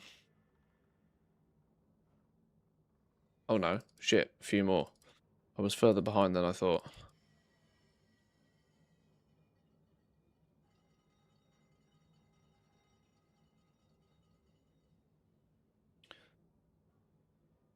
I mean, I would obviously love Dark Moon card crafting to be a big blast at the beginning of the expansion. It was definitely fun for many years that the first season or the first patch of an expansion's launch was like, if you want to make some gold, you make some Dark Moon cards. But equally, maybe Blizzard themselves have thought that, you know, pun intended, that they've played that card too many times. Maybe they decided, maybe they've decided more recently to not have, because it always had some weird effects on the economy generally.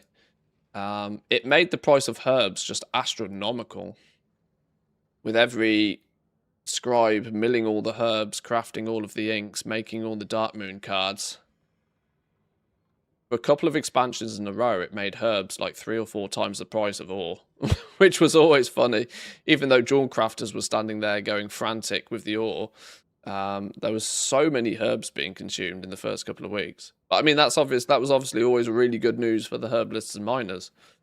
So, like I said, I don't object to it. I think it's a fun way to start the game out, right? If everybody knows that the BIS trinket in Season 1 is a crafted trinket, then it creates a good opportunity for everybody involved. Farmers get paid, crafters get paid. It's all good, you know?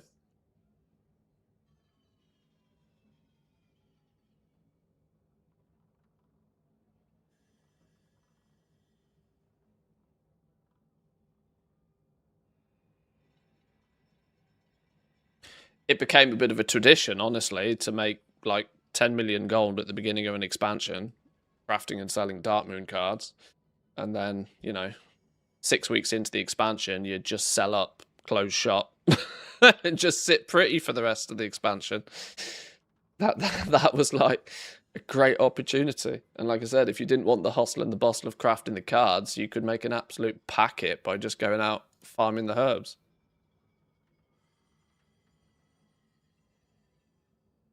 But unfortunately, it's kind of one of those scenarios where the region-wide auction house came along and was like, yeah, that doesn't really so work anymore. Back when the US tokens were 25,000 gold very early on, Dark Moon decks were still 500,000. It's unironically how some big-time goblins made a huge amount of their wealth. Humongous amount of their wealth. I can't quote for sure, but I'm pretty sure that Hickons probably made a big percentage of his gold from crafting Dark Moon cards for a few expansions in a row. Next time he's streaming, you can ask him about it before he got too heavy into like content creation. I vaguely remember the early days of Hickons doing videos were often quite focused on Dark Moon decks or flipping BOEs.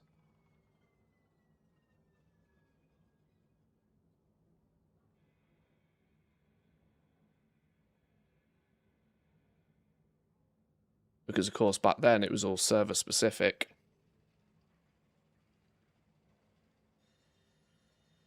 There was none of this region-wide business. So everybody had an opportunity on every realm to give it a go. And if you were back then doing any sort of multi-realm stuff, you were absolutely creaming it. Genuinely.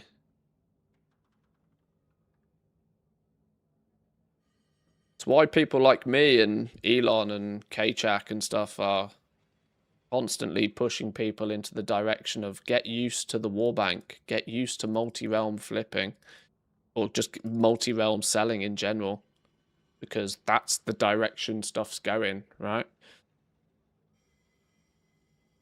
Every expansion we move forward and the meta moves with it, and people get smarter and cleverer, and you know, the direction to move into has for many years been to do whatever you do on one realm and do it on multiple realms. But the War Within brought about the war bank. It made transfer of items between realms, well, possible at all, outside of, you know, spending real money for realm transfers. For that, you could technically transfer things from A to B, but it came at a significant cost. So the reality is that you don't need to be doing it on multiple accounts, but you definitely need to be understanding the advantage of moving things about. Right, these were the last realms, though. Might look at doing a bit more buy-in. Let's check the prices. I'm not sure the last hour numbers are going to be that accurate because it's taken me too long to do this. I might just go the last... Let's just look at the last week's numbers. Then I can see if we're keeping on track for the week at least.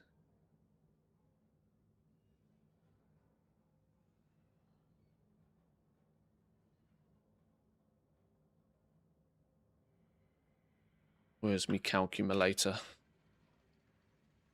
1,582,199 plus 1,587,525 plus 2,892,831. Sorry for anybody that's trying to punch numbers into a spreadsheet right now. I've probably caused you errors. Plus 3,631,126. 9.6 million. 9.7 million for the week. That'll do. Still keeping above the mil per day, which I like. As long as we can maintain that million per day over the week, it's all good. A couple of bumper days over the weekend have probably helped this average. The fun thing is the outlay. From the auction house itself on this top left realm, I've spent 1.6 million, done 1.5 million in revenue. Ignore the token expenditure because this is like buying flipping copies of Midnight and stuff. This is a bit of an anomaly right now. Over top right, I spent 1.7 million but only made 1.5, so we've actually taken a bit of a loss on both of these counts, technically. Spent 2 million down on the bottom right, brought in 2.9, So we're up monies there. The bottom left, though, we've only spent 1 million, but brought in 3.6. So we're definitely profitable overall. Nicely so. That's with me doing a big restock yesterday. How much did I actually spend yesterday?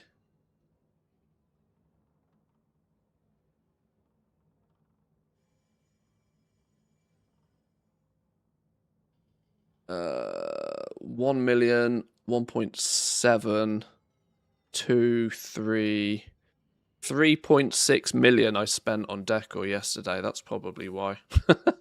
Spent 3.6 just on Decor yesterday restocking.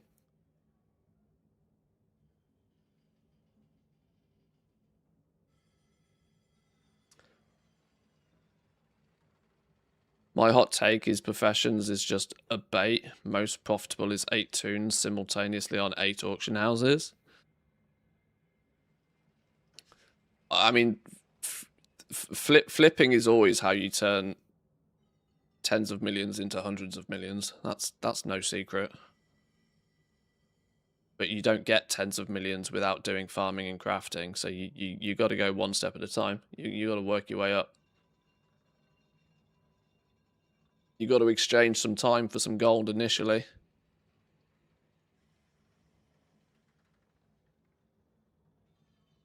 Even if I take the last day's numbers here, 2 and a bit, 2 and a bit, 2 and a bit more, a little under 2. This is still 1 million gold. I think we did slightly under 1 million gold in the last 24 hours. Yesterday was not profitable. Spent 3.6 million, made 1 million. You got to have a couple of days like that. On that note, who has Warbank access? You have Warbank access. I need to withdraw. Let's just take 4,321,737 out of the Warbank. Put that in the guild.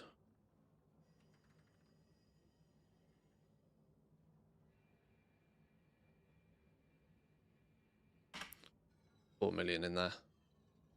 I need to get into the habit of keeping like a couple of mil in the guild bank, because any of these characters at any point can take gold out of the guild bank if they need to buy some stuff. I'm not so fussed about making the numbers look pretty. I know the line's going up. I know the graph is going up, even if it's difficult to represent it on screen. Okay, right. Time is it? Oh my god, I spent longer doing that today than I planned. That's fine. Right, we're probably going to hop onto the beta. I said I was going to do this yesterday and we got wildly distracted doing something else. But I might have a little poke around with the abundance system today. That feels like a play. Because should the eventuality happen that we do not see Moxie hit profession tools and accessories, there will be much abundance done in the first few days, I can tell you that much. So maybe we should understand the abundance system in as much detail as we can in case we are needing to do it. Why is the order of this flipped round? We need to do it a lot.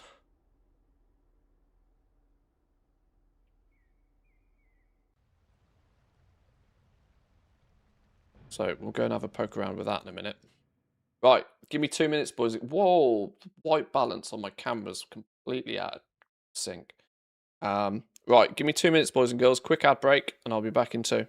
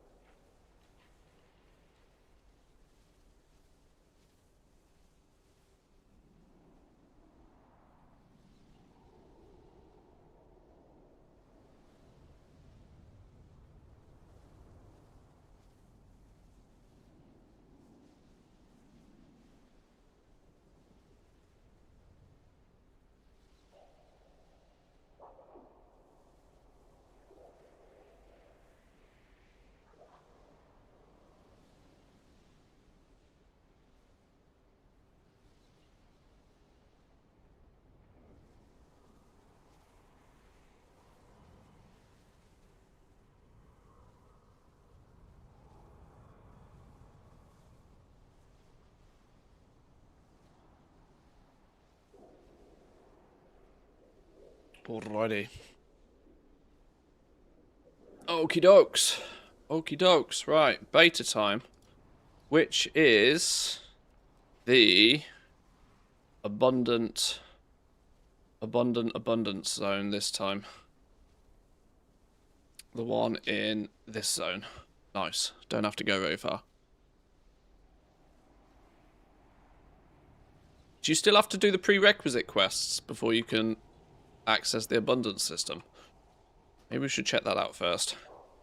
Done them on this character. Let me jump on my paladin just real quick, who I'm 90% sure hasn't done them.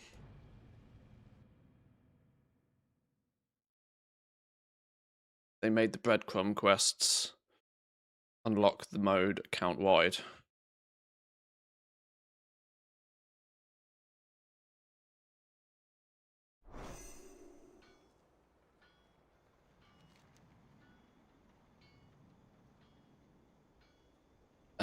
Shards of Dundun must be offered to earn the rewards. Abundant tokens can be acquired from gathering professions, patron orders, or through outdoor activities and fishing in Zulaman.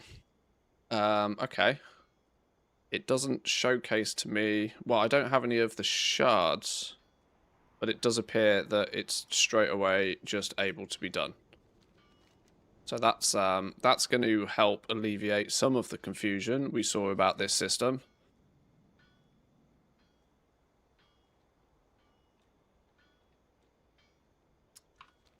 That will help a little bit.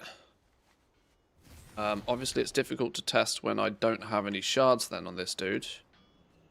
And I haven't leveled up the professions either.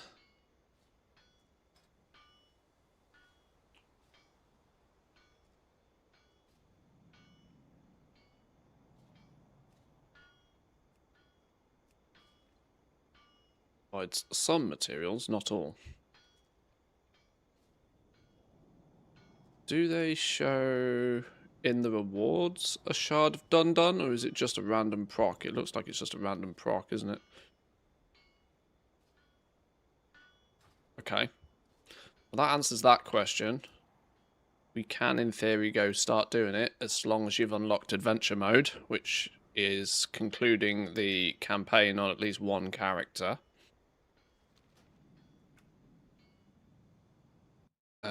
Or maybe. I'm just wondering, maybe... How many tokens have I got on this dude? Have I got any tokens on this dude? I'm just thinking what crafters might need to do to get the shards to go do the abundance runs. Depends how reliably fishing gives you the things. I have got no shards of Dundun. Okay.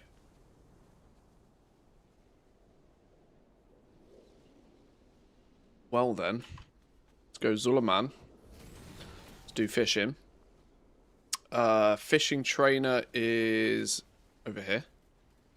Okay, so I've not picked up fishing on this dude yet. Fishing supplies, fishing trainer. Yoink. We can go do some fishing. Oh, this is interesting. You might also weirdly not be able to quickly zoom to Zulaman to do it. Let's see. Let's see if we can just straight up day one. Because of course, if I am going to plan for the eventuality that I don't suspect will be the case, but in case it does, backup plans are always good for a reason. If they do not add Moxie to the profession tools, and if we are going to need, or going to at least have the desire to get epic profession tools on some of our characters day one, we are going to need the fused vitality material, which comes from abundance. If for us to do the abundance system, we have to get abundant tokens, then how is the quickest and easiest way to get those abundance tokens? Well, I think for most crafters, it will be fishing. So let's find some water. I wonder if this character has fishing pools on the map. It does. Oh, I have not got fishing. Keybound. Fishing. Slam that on... Where's the button gone?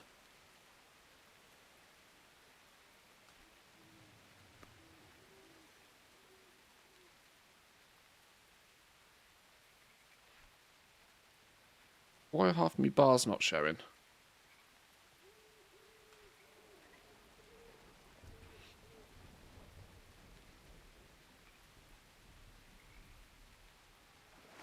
Can we relatively quickly get some shards of dun-dun? I apologise that to a lot of people this won't be making much sense just yet. Don't worry about it. It will all come together in a minute.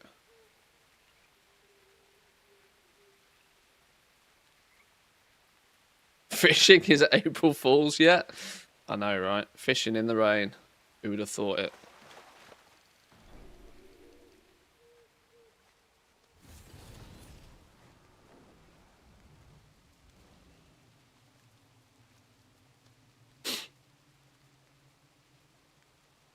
Does the intro quest to the abundance system not give you the tokens that you need? Probably. Well, it might give you a couple of them, yeah. It's a good point. But my next question is if you only do the quests on the one character and it's a Warbound wide unlock, is it going to give you the shards on every one of your characters? That's also very much worth checking, isn't it? Either way, we're here now. Let's see what the damage is. Trying to get some in.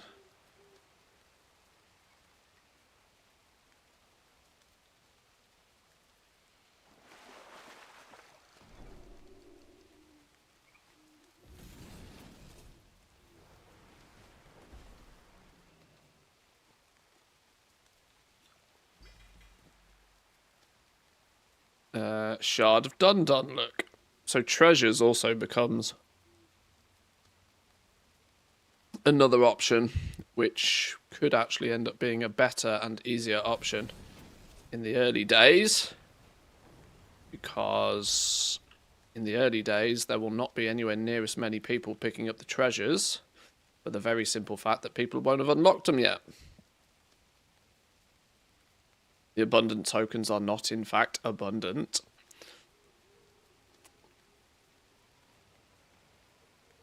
Maybe.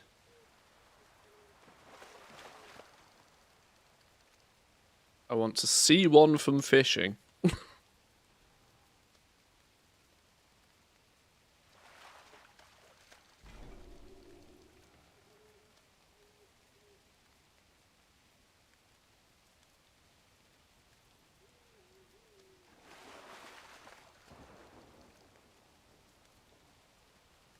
Can you imagine if we have to end up doing a whole bunch of fishing in early access?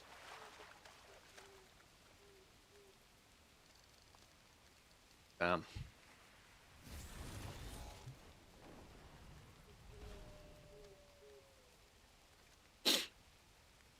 I'm here for the fishing.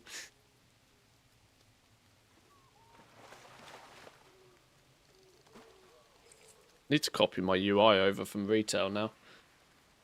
Get used to using it properly.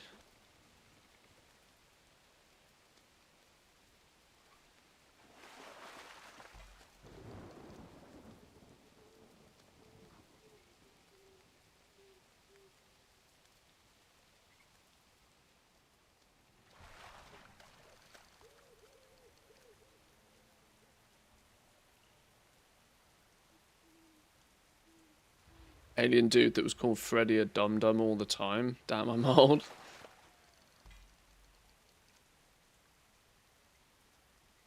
Flintstones was goated. Great cartoon.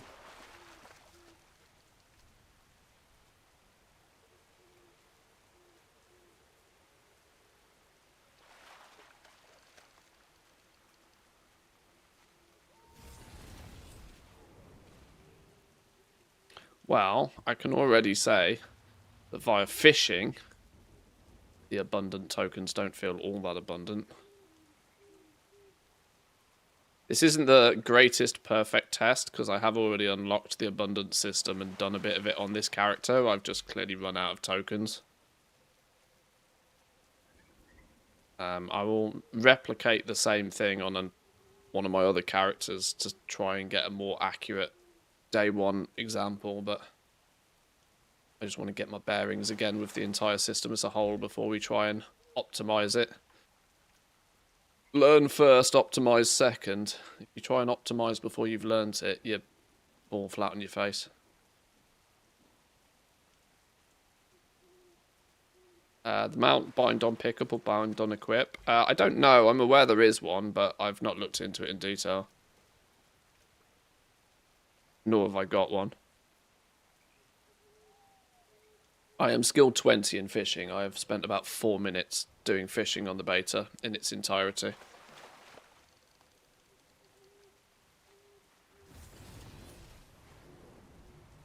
Many are still recovering from the Twilight's blade attack. Help us gather herbs around the shrine.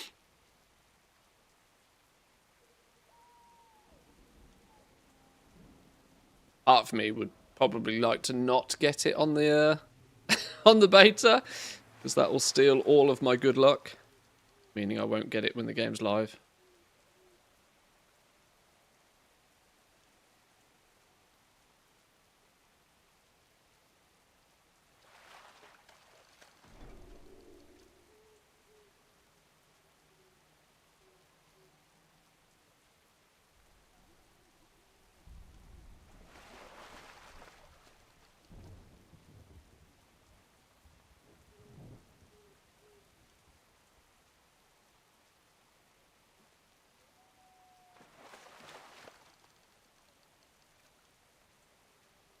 Yeah, a reasonable amount of casts in each of these pools, though, which is nice.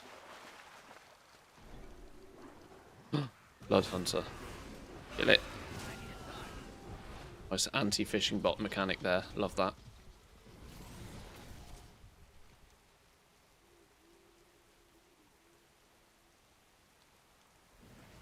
Right, okay. Fishing is proving difficult. We might have to continue to level fishing a bit more to see when it starts to present itself with Shard of Dunduns. Let's go do the abundance thing just to, you know, showcase a little bit what we're talking about for those who are playing catch up. So, TLDR is your abundance runs is just a mini game. It's about a 3-minute mini game. Lower of the abundance, this is done.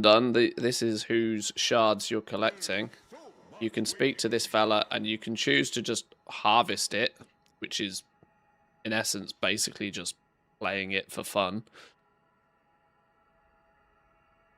But where the rewards come in is that you use these shards of Dun that can be collected via different ways, as it says here. Outdoor activities in Zulaman, patron crafting orders, or gathering professions in midnight zones. Once you've got the shards of Dunduns, you can hold up to a weekly maximum of 8. And then you do your abundant harvests. So I'll do a regular one just for now, just to showcase it. But this is just really just to play it, really.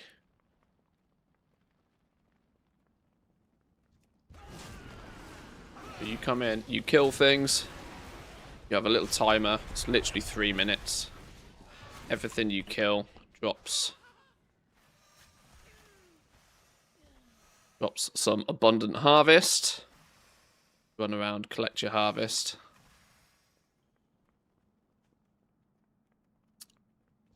I need to get close. There's like a few different variations of these, like a herbing one, a mining one, a skinning one, enchanting one.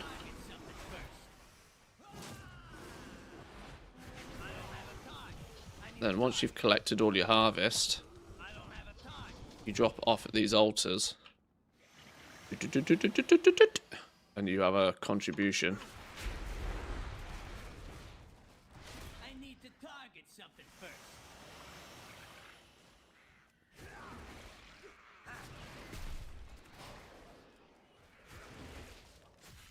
I guess the theory is you'll do it without using your tokens in order to maybe figure out what is the best way to farm as much abundance in one single run as possible. You know, a few test runs maybe, or you spend your limited shards on doing the proper runs. I guess is the theory. I need to target something first. There's a few different altars you can turn it all in. You can only hold apparently 3,000 abundance before you have to, you know your bag's full.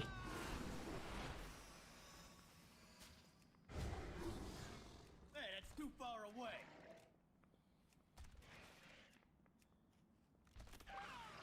Oh, this is where I really miss multi-shot. Because I can't aggro flipping everything in one go. You're just divine storming on my rep paladin right now like an absolute moron.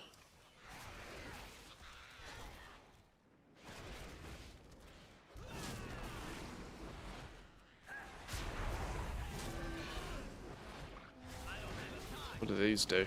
Why is Midnight Enchanting 25? Okay.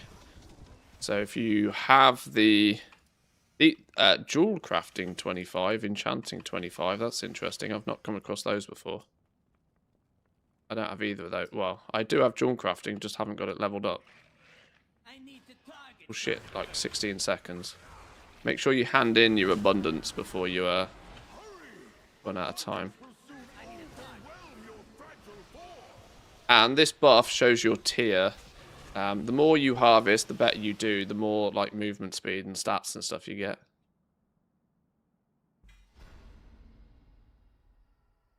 Did a mob just spawn while you were fishing? Yeah. It did. And so once you've finished your abundant run, which like I said is literally like 3 minutes, it just gives you a total and a breakdown of what you've done. It was not an abundant harvest. So you can do them just for practice.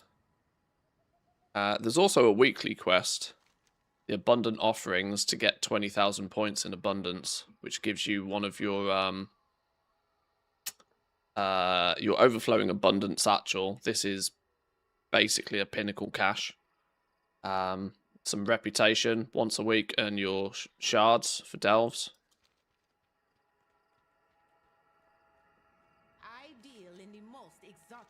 So there's that as a weekly quest. Overflowing abundant satchel. Should we have a little look what's in you? Yeah, it's just it's a pinnacle chest, isn't it?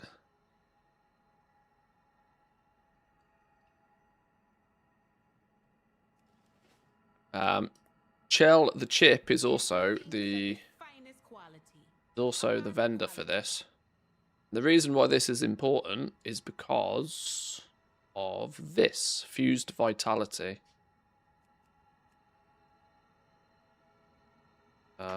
Fused vitality is the reagent, bind on pickup reagent, that is needed for every single one of the epic tier profession tools and accessories. So if you want your epic crafting gear, you're going to have to do some abundance.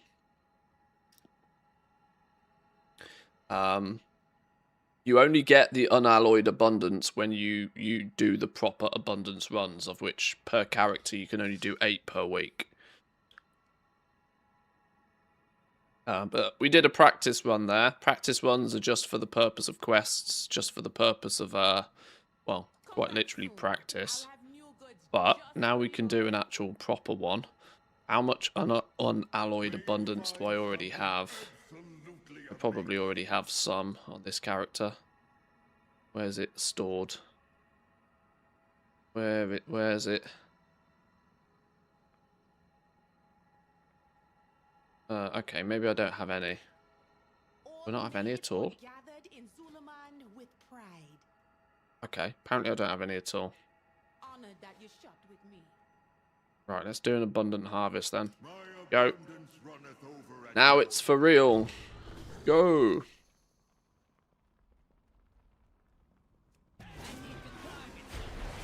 My public altar contribution seems to have not changed.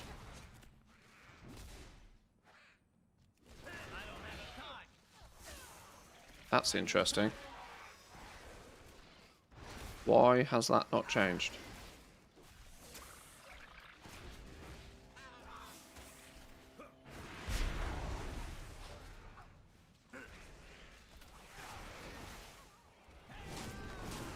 From one run to the next, that public altar contribution hasn't changed.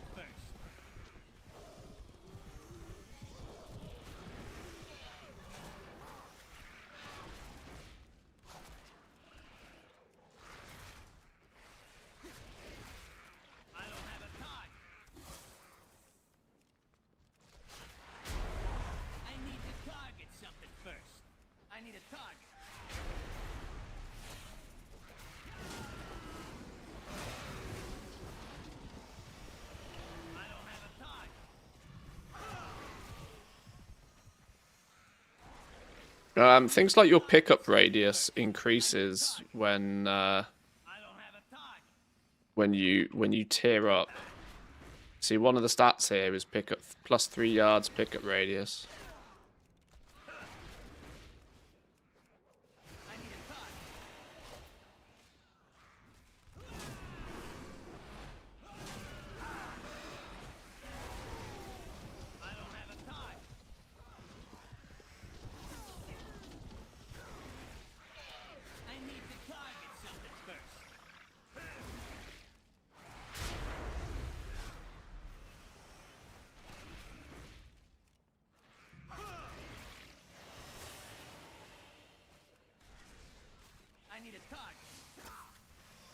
Like a magnet.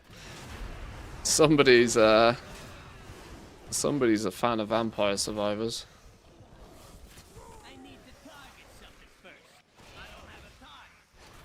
How long we got? 30 seconds. Sorry, I will turn off the error speech in a minute. The I don't have a target gets really annoying really quickly.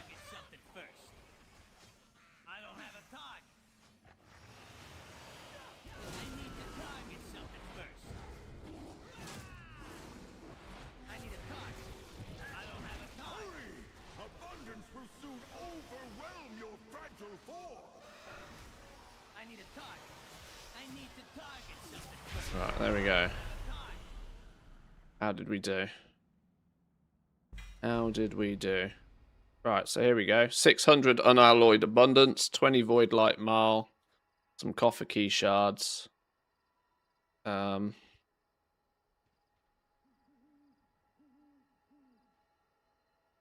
Materials harvested, materials contributed, basic nodes picked up, large orbs or whatever. Blessing bonus for reaching tier 2. We gained 600 abundance, which for those clever people will have realized that that's actually enough. You know, it's only 400 for a single fused vitality. So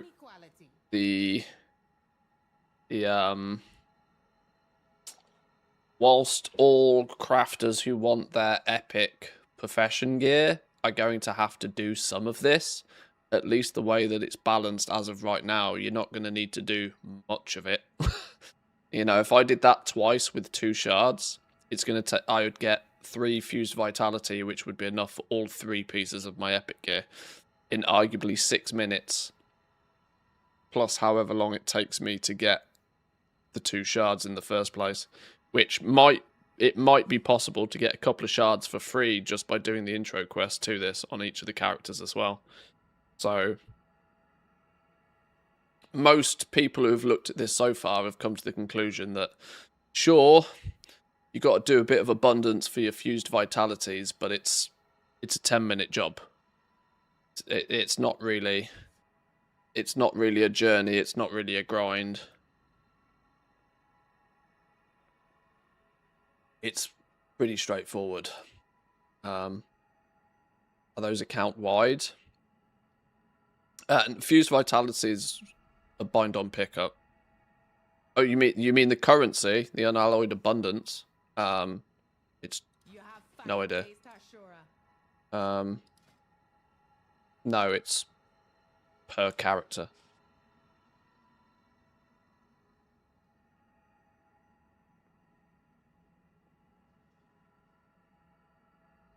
But literally 2 abundant runs if you're... Now, the amount of abundance you get is dependent on how good you do. So, you know, your mileage may vary, but it's all the same. It's not going to take much more than a couple of abundance runs. And in theory, if you can get it done in less than 8, you can get... You'll get your... As long as you can do it in less than 8 runs, you'll get your 3 fused vitalities within a week, within a single lockout.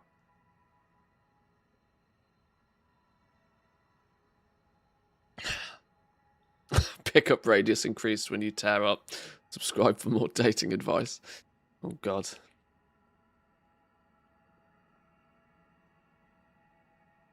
The other interesting thing for doing this on a bunch of your characters anyway, obviously excluding things like, you know, mounts and whatever, is that you've got 6,400 of this. Once you've reached Renown 14, can give you like 300 fishing... up to 100 bonus to your fishing skill, up to a total of 300. So if you really can't be bothered grinding up fishing, but you enjoy the abundance thing, you know, after a while, you'll just be able to get fishing for free. You've also got these goodie bags, which I haven't really tested. These are 1,200 a piece, but... Oh, interesting. They actually have... they've got profession requirements on them now. Oh, well, that makes a significant change then. These didn't have profession requirements on. Now they do. Now your regular crafter... Oh, okay. That's interesting. This is a system is kind of designed for the gatherers, mining, herbalism, enchanting, and skinning. I don't know why enchanting fits the bill, but, you know, they do. This is a way for them to get 10 knowledge points. But the, if you continue to do it on your skinner, your enchanter, your herbalist, and your miner, once you have ran out of things to spend your unalloyed abundance on, you can trade them in for these goodie bags, which are just material bags.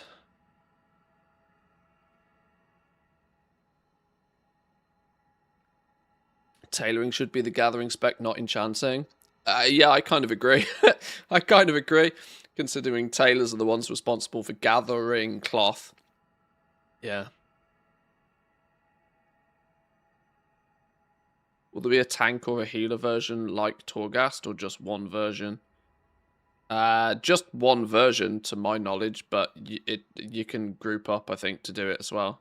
I think you can take up to 5 people into this. I haven't tried that, but I don't think it's totally solo thing. I think you can zerg through it with friends if you want.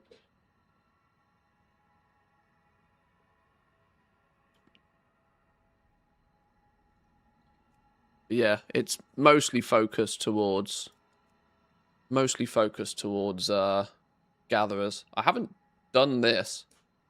I almost want to farm up 1,600 of this just to see what this quest is. Idol of Abundance begins a quest.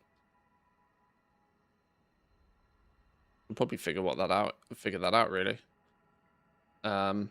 Decor, you know, your usual suite of rewards from this little mini event.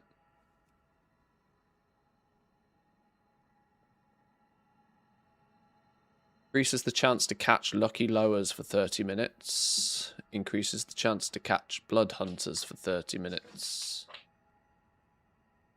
Come back soon. I haven't looked at fishing. How lucky lower. The most elusive fish in Zulaman, its godlike status makes it particularly ambitious prize. An ephemeral teal aura radiates from its gills, nullifying the deadly blood hunters inhabiting the surrounding waters. The lucky lower sits atop of the food chain in the waters of Zulaman, and it knows it.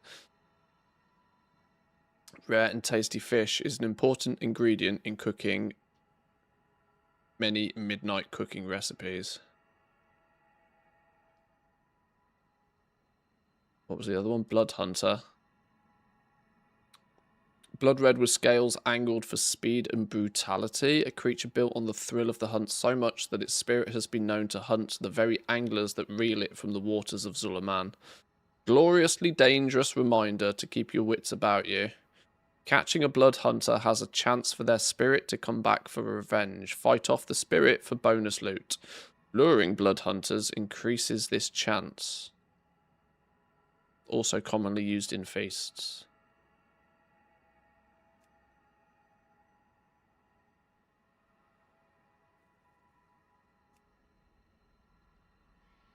I haven't looked at cooking either, really, particularly. So I don't know in great detail just how much truth is in all of that.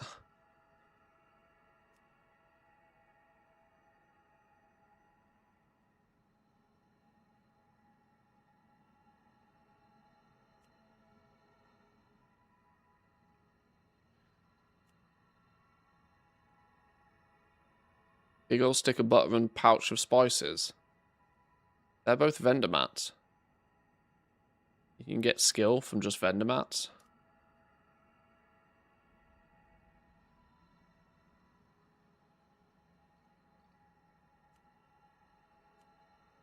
I'm getting off topic. Plenty of time to look at skinning.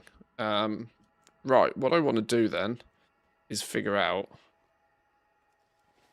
I'm going to leave this dude here for a minute, because I might come back to this character. I want to see if on a fresh character that hasn't done any of this yet, whether you can get a couple of shards for free on a brand new level 80. Because if you can get a couple of shards for free, and you don't have to farm up your initial shards, it further increases just how easy this system is. So if I take my Paladin, who has not left Silvermoon City since being imported, let me go see if I can do the intro quests, get a couple of shards, double time.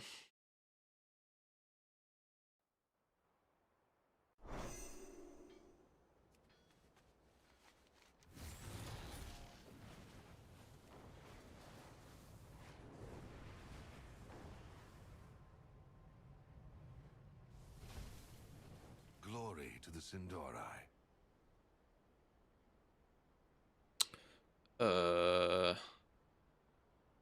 Okay, that one.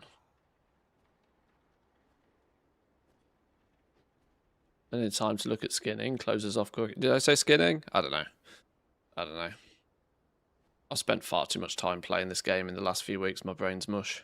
It's also Friday. I'm dreaming of pizza.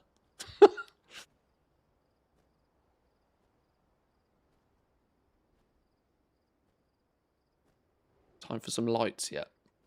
Oof. No.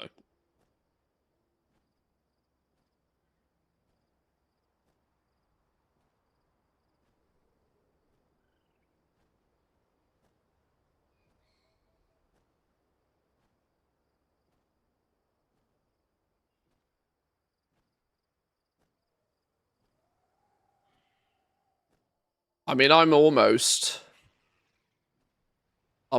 of the opinion that if they have if they don't intend to put Moxie on profession tools, I mean, to be honest, even if they do plan to put Moxie on profession tools, I think they could put a 0 at the end of the fused vitality cost. Genuinely, I genuinely think they could put a 0 on the end of it.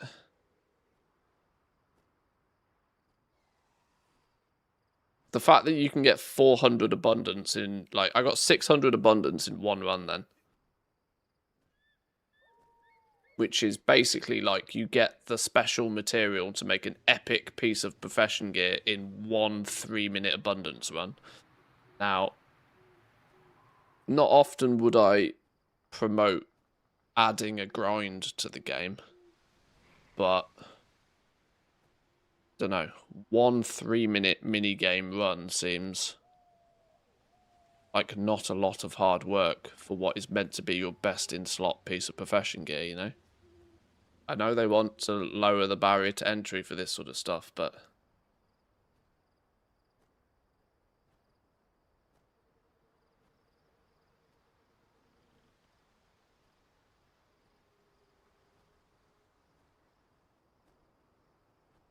Did they fix the transmuting alchemy yet? Oh, we won't get a. We probably there's rumors that there might. It's already Friday. It didn't happen last night. We probably won't get another beta build until at least next week now.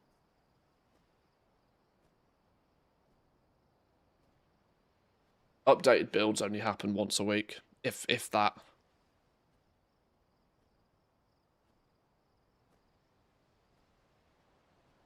So on a fresh new character, basically, you have to come to the Amanizar village. Here is where the intro quests are for the abundance system. It doesn't look like you need to do the breadcrumb quests, but if the breadcrumb quests give you a couple of shards for doing them, then you will do them regardless. I just want to see if we can pick up the quests on this fresh character, get a couple of shards, or whether getting those first few shards for doing the breadcrumb quests is like a warband wide ward. The point I'm trying to get across here is I weirdly kind of hope they would make you do more to get these epic tier profession stuff. it's like I said, I'm all for accessibility, but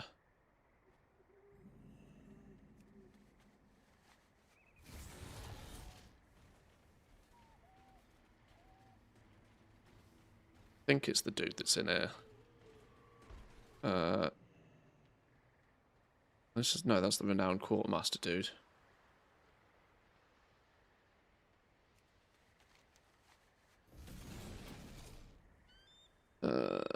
Can I remember?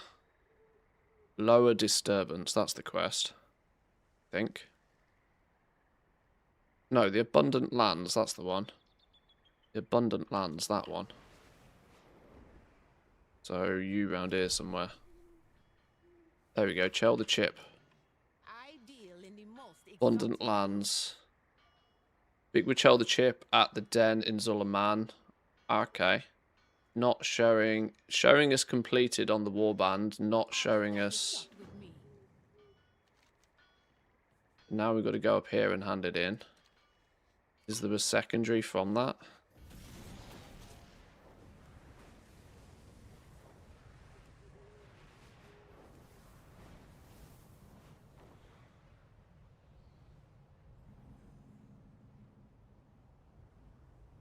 Anybody else getting TSM errors? Fresh install. You can report errors to the Trade Skill Master Discord.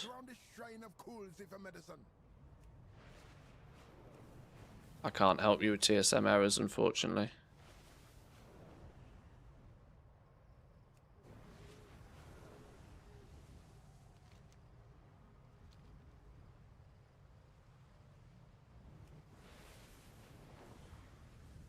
So we turn this in.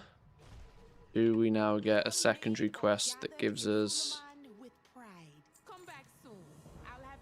the Abundant Awakening? Speak with the lower of the abundance and learn the ways of harvesting. Still not being given any freebies. Let us begin your tutelage. This is abundance. Go ahead, walk to it. You really just have to delete them. What, the epic tools? You'd rather they just sack them off. I thought when we first saw them that this was going to be something that they would remove in order to give us back later in the expansion. Is what I considered a thing to begin with. Within my domains, you shall find abundance beyond measure. And from many sources, abundance flows, such as this ore. Go ahead, mine away. Ores, herbs, skinnable creatures, and more are bountiful sources of abundance.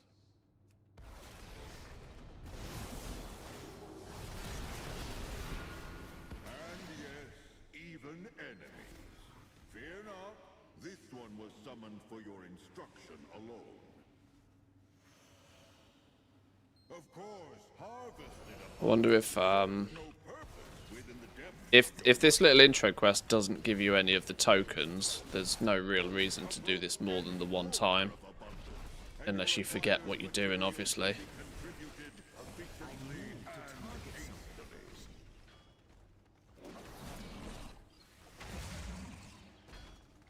It's a nice little introduction to the to what it is, though. Now, prove your worth in this smaller, curated domain. I don't have. My blessing of abundance I need a enhances your own abilities the more you harvest and contribute. Have you felt its strength?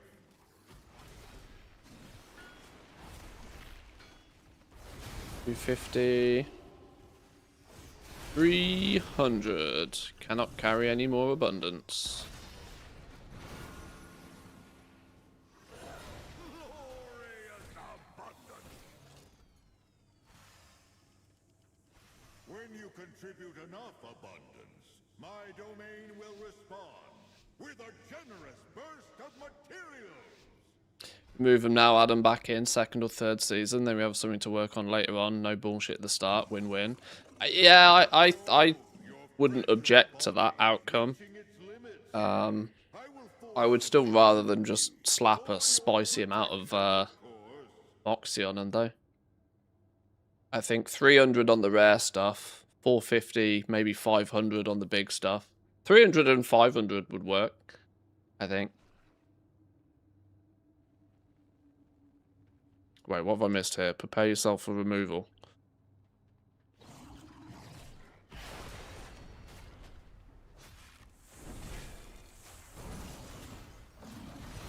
What's going on here? Why is it not? Why have I not been removed? Or I stuck in combat or something?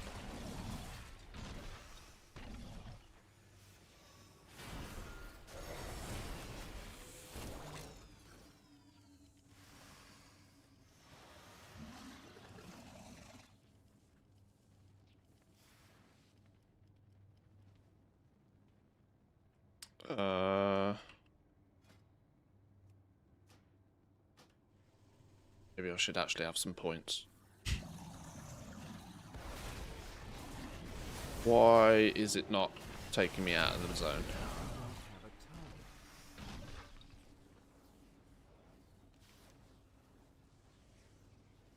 We just have to run back out. Seems counterintuitive to be forced to run back out. What's going on?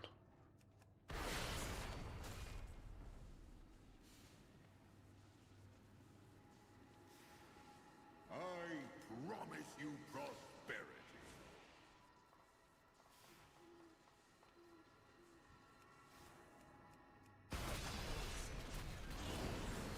Yeah, this seems a little bit bugged, doesn't it?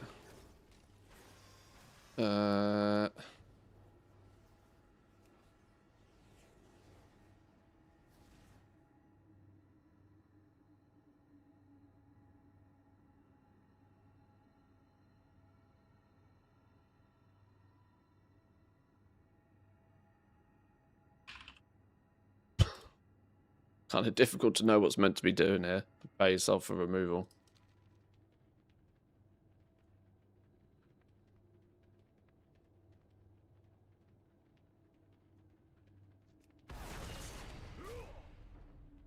It's too far away.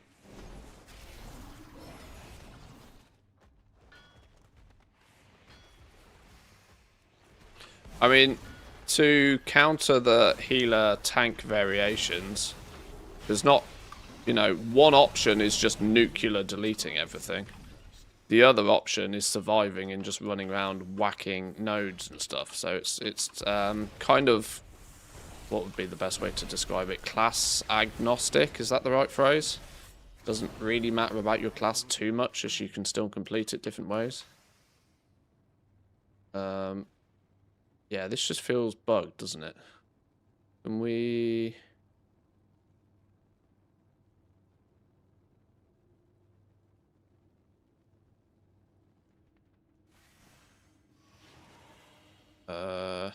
Okay, I'm going to assume this is bugged. Is there like a...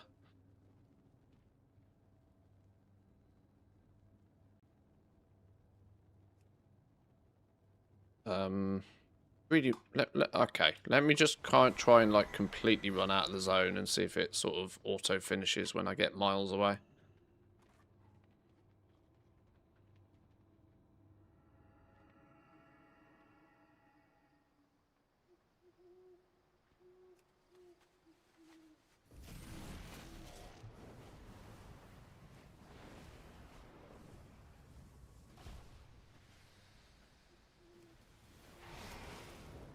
Gonna be like those weird world quests that you have to go out of the zone and go back into it again for it to.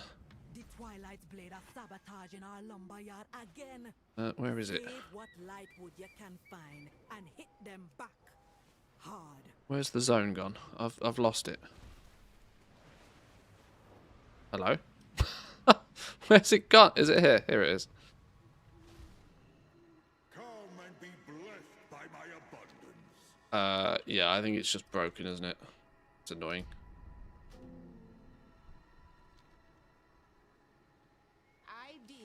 Well, let's try that again. To me, young acolyte, let us begin your tutelage. Try that again. This is abundance. Go ahead, walk to it. How do I find the material vendor on the Midnight Beta? It's on the Zalatath Endgame realms. They're not. You've got to be on the right realm. Domains, you shall find abundance. And then they're in Ogrimmar or Stormwind. And from many sources, abundance flows, such as this ore. Go ahead, mine away. Ores, herbs, skinnable creatures, and more are bountiful sources of abundance.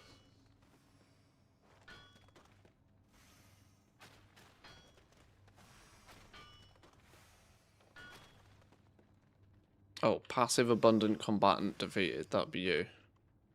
And yes, even enemy. Fear not, this one was summoned for your instruction alone.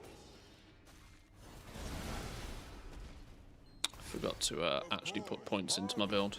Abundance Oh, serves no still in purpose combat. within the depths of your rucksack.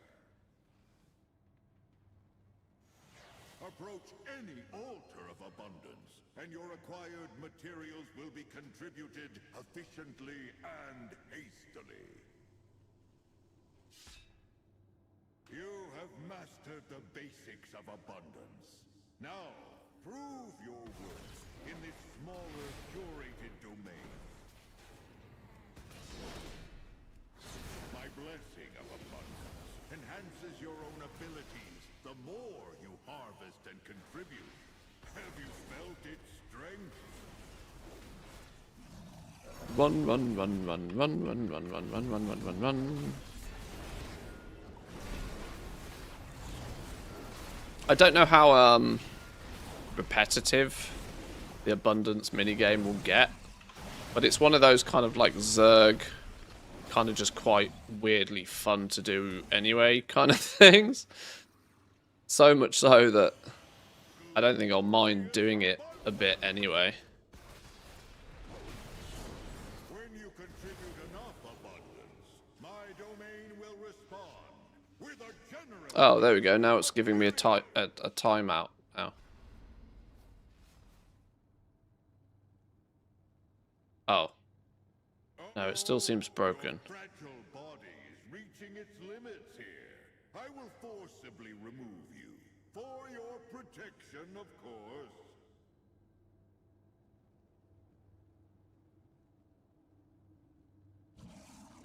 No, still broken. Stupid game. Well, okay, we have reported the bug at least. There's nothing more we can do about that. But fun fact: this was bugged in this exact same point was bugged in the alpha as well. I remember this. So it's kind of worrying that they still haven't fixed this. But of course, it is what it is. That does mean it's very difficult for me to actually test whether this quest goes on to give us any flipping shards, doesn't it?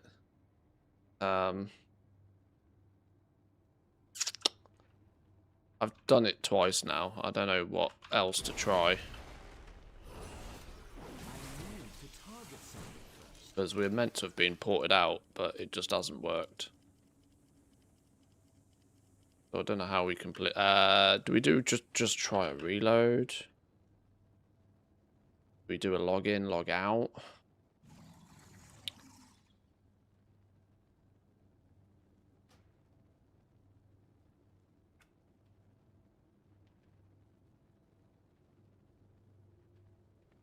No, like, bonus buttons that pop up or anything. Or a relog.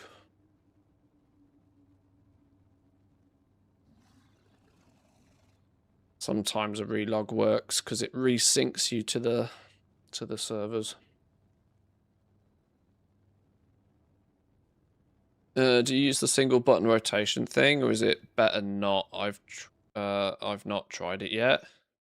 I mean, it works. It does its job. Are you going to top the DPS meters using it? No, but definitely works. I use the one button rotation most of the time just for simplicity reasons.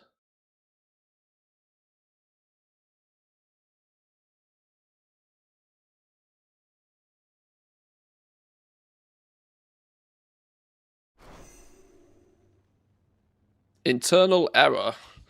Adventure complete. What the hell? Okay, that's not what we're after.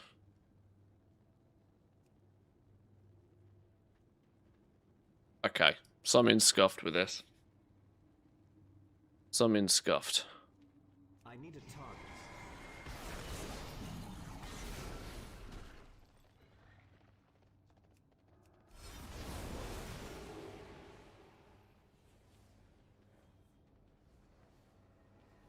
Well, that does mean it becomes a little bit difficult to see if this early quest line can be repeated. Dare I say I might have to try it on another character just to see if it's this dude that's scuffed. But does this give... No. This weekly quest can be done on all of the characters, but it doesn't award the shards. So, let's assume that every character is going to need to acquire some shards relatively naturally. So how do the non-gathering classes go about doing exactly that? I reckon treasures in this zone is the play. I reckon treasures in Zulaman is how you're going to do it.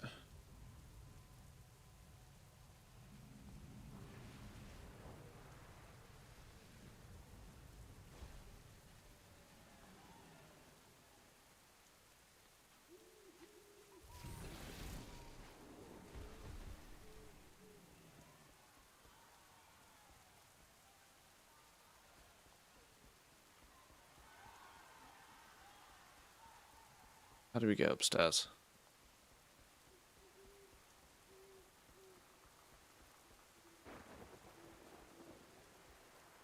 Let's grab a few treasures, see how quickly we get... Oh, like literally instantly. Our enchanting weekly treasure.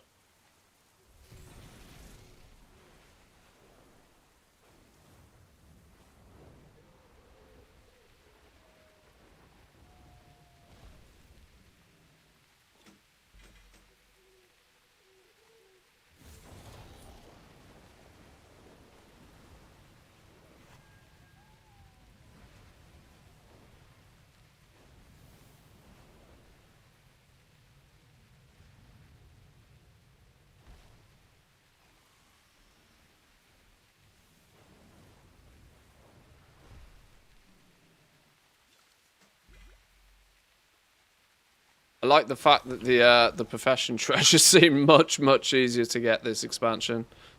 It means I might actually bother going and getting them after the first couple of weeks.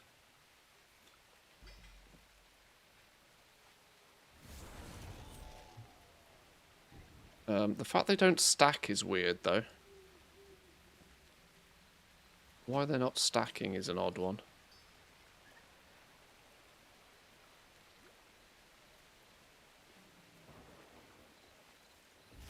You can get them from the treasures in any zone. Patron orders map bags too. Yeah, we're just sort of summarizing what might be the quickest way to...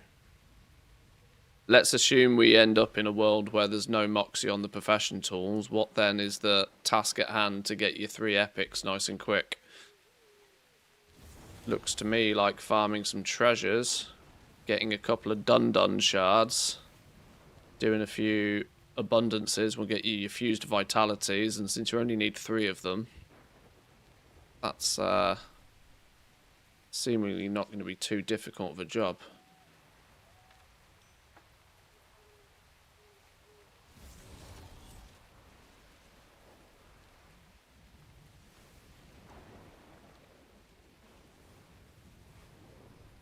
Desperately avoiding having to do fishing, basically. Many are still recovering from the Twilight's blade attack. Help us gather herbs around the shrine of Coolsey for medicine. Where's the treasure?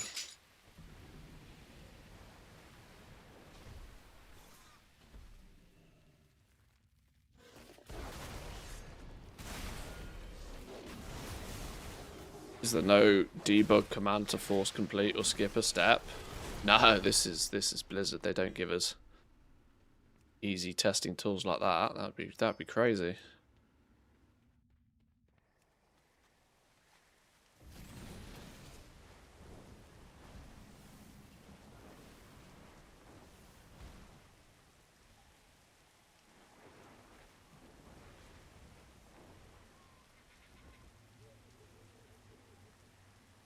Hello? Where the hell is this?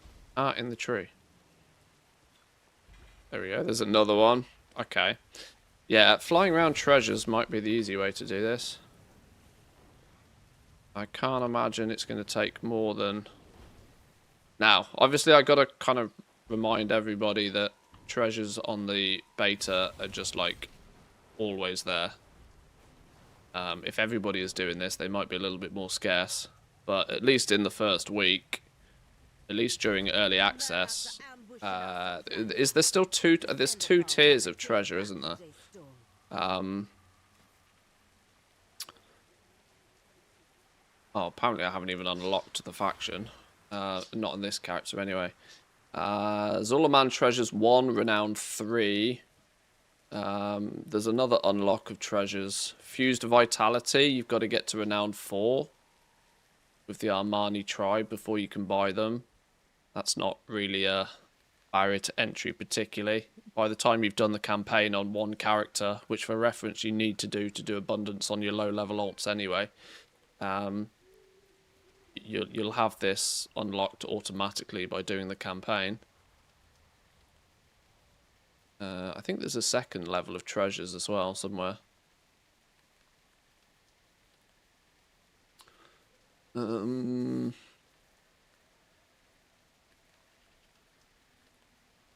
Decor.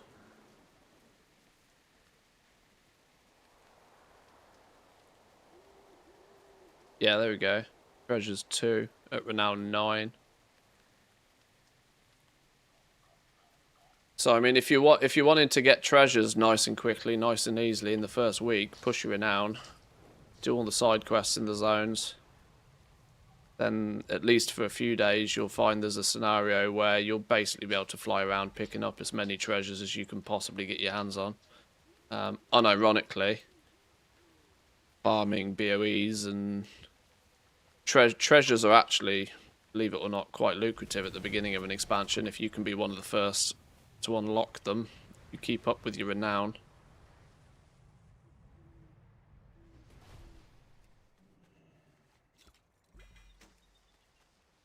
Yeah, another shard. Yeah, we seem to be able to get the shards pretty quickly, pretty easily. Doesn't look to be too much stress.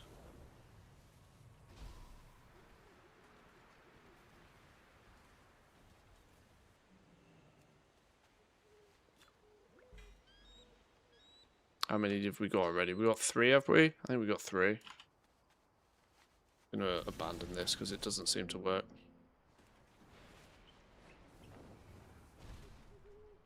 Oh, this is the blessing altar. Got an icon now. I battle's on. Always have, always will. Right. Few shards. Few shards from a few treasures. Let's go blast an abundant run.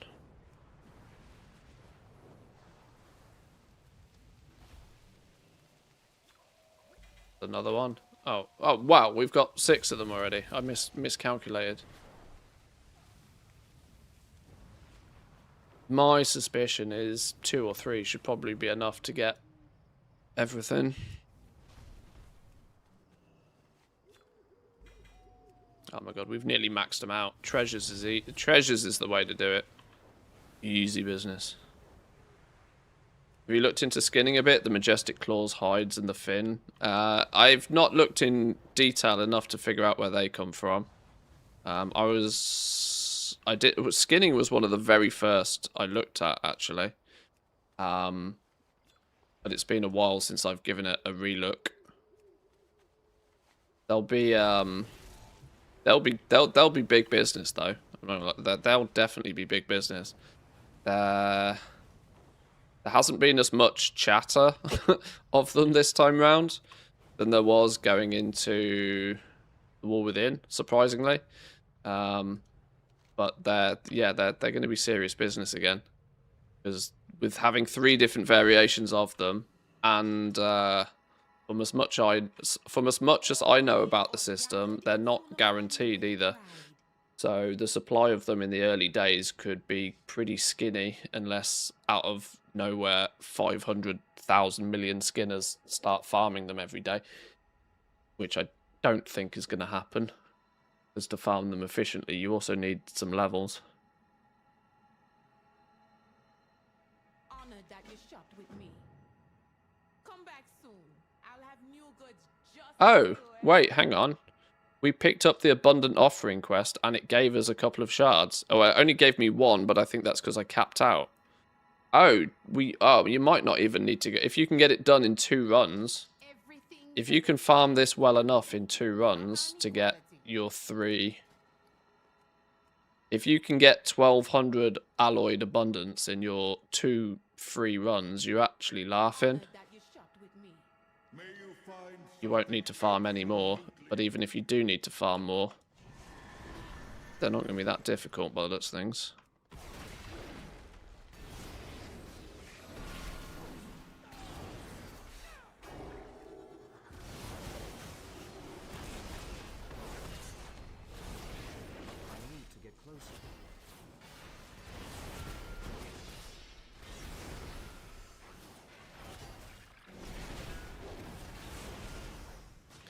Let's see what we can do in just 2 runs here.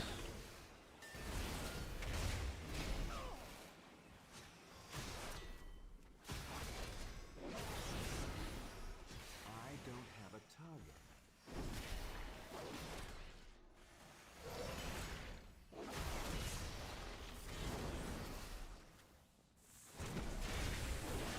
target. It's probably down to the fact that my enjoyment of farming is usually pretty low, which is why I tend to focus more on crafting professions and stuff at the beginning of the expansion. But yes, those majestic hides, fins, and what's the other one? Claw. Yeah, well, there'll be money in them for sure.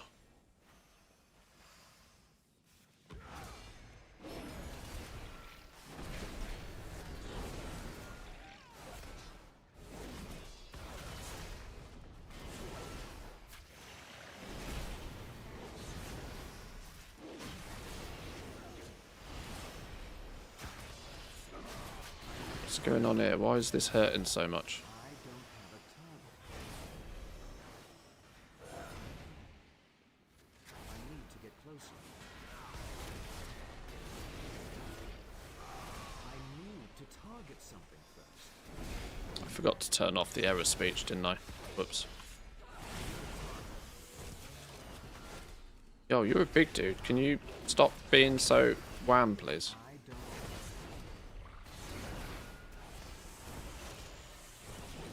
Dying was not what I was planning.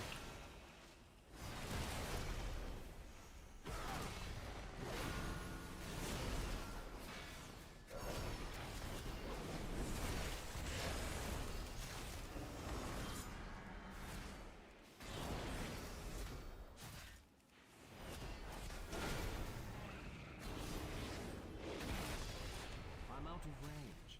I suspect tanks will have an absolute field day doing this. Or maybe classes like Boomkins, to be honest.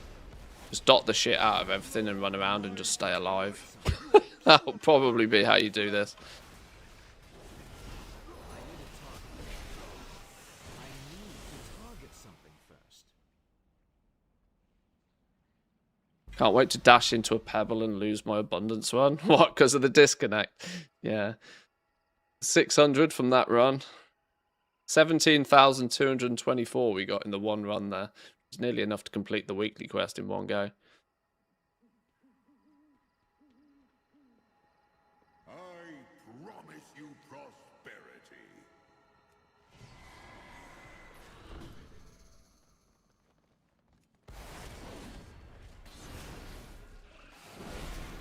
It's too far away. Am I a bit of a killjoy if I put in the feedback to Blizzard that I think that they could put a 0 on the end of the cost of the fused vitality? Do I think that making people do this a bunch more on their crafters is just fun police?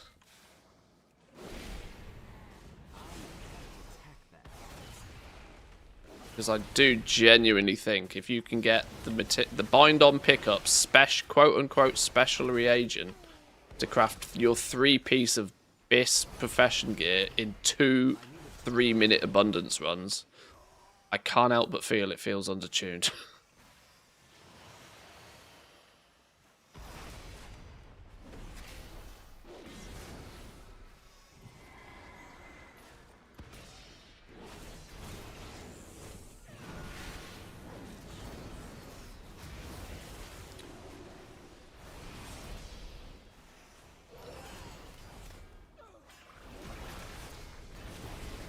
You gotta remember that barriers are good. You gotta remember, barriers are good. Barriers mean that some people will choose not to do it, and the more people that choose not to do it, obviously it's got to be within reason, but the more people that choose to not do something, that means the more profit for everybody that does it. Look at Lumber, look at Decor right now. I don't have a target. Oh, you went boom. Holy. He popped. Add 3 more zeros then. Well, this is where it's kind of balancing. But I'm... Oh my god, what's going on here? I kind of can't get over the fact that in literally 6 minutes, you can get the currency needed for your 3 best in slot bits of profession gear. Is that not just too easy? I don't know. I might be.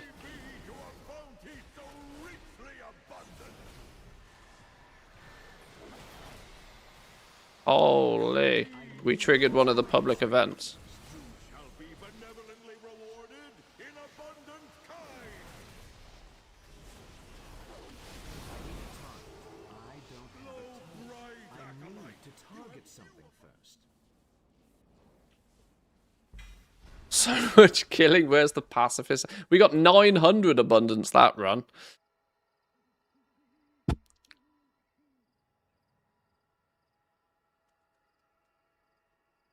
$900 abundance that run. Ideal. In those 2 runs we got the weekly done. Come back soon. I'll have new goods just for you, eh?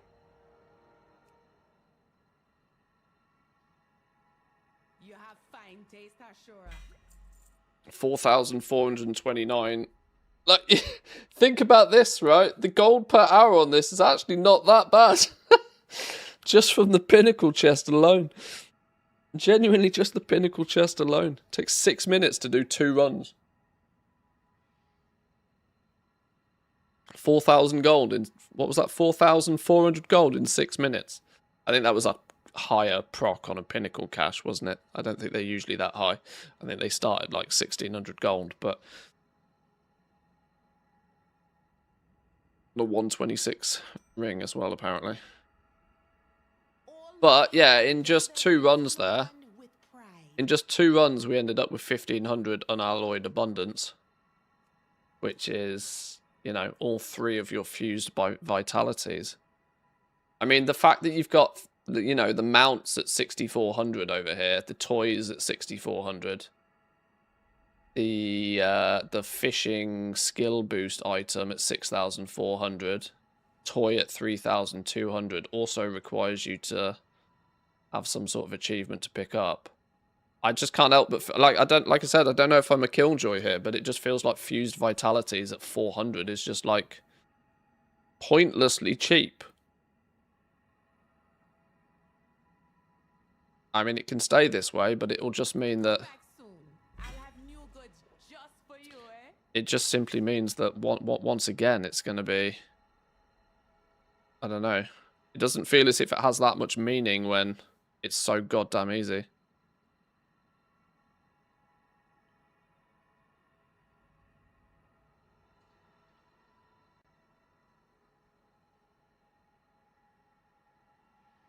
It's fun though. I don't mind these little runs. I don't mind these little abundance runs. It is a bit of a shame actually. A man equality. It feels like a bit of a shame that they've made these material bags locked behind the relevant professions as well. It does kind of mean that unless you have mining, herbalism, enchanting, or skinning actually as a profession on your character, there isn't really any replayability in this for characters that don't have those 4 professions. Other than it's a way to get your pinnacle cash for a week. You know, a pinnacle cash in 6 minutes sounds like a good plan for a lot of alts. All the same, even if that's the only reason you do it. Pinnacle cash in 6 minutes is a you know, an early season piece of gear upgrade for very little effort. Gonna mean green tools are good for about 1 day. Yeah, exactly. It's not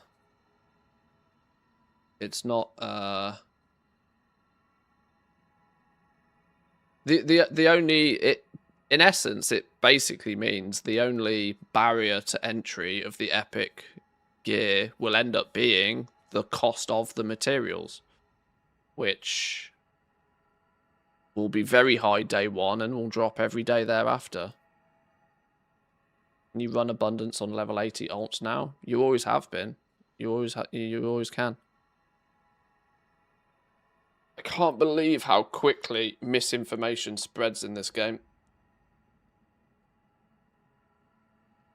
Abundance has never been locked behind level 90. Yet it amazes me how many people think it is.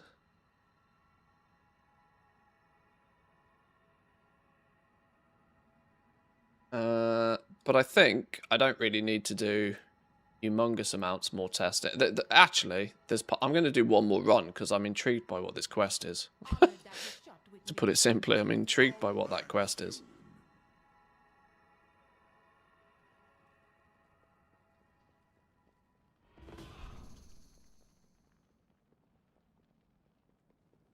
I need a target.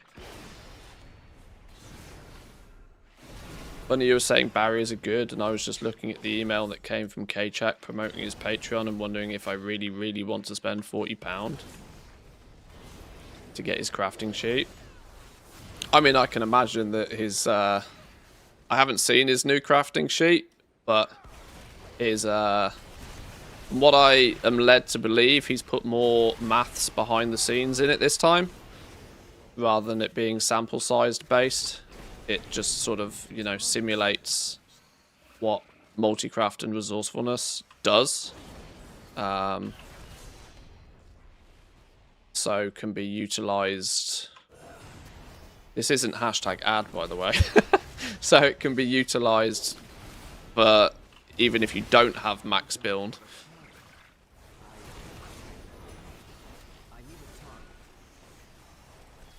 So I'm sure his crafting sheet alone is going to be very good for people.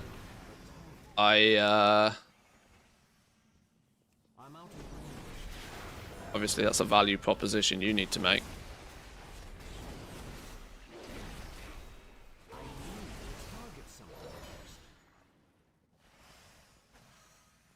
Hey, $40? Is that how much his Patreon is nowadays?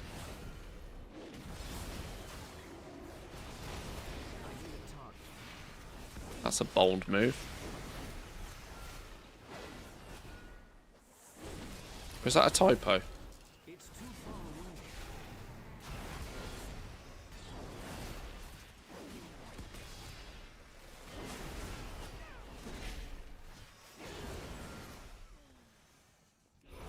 Oh shit, my abundance bag is full.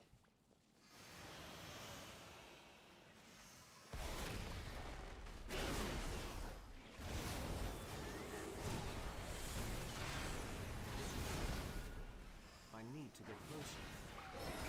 How long have we got left? 40 seconds. Don't get any ideas. I don't have it. It's too far away. I need to target something first.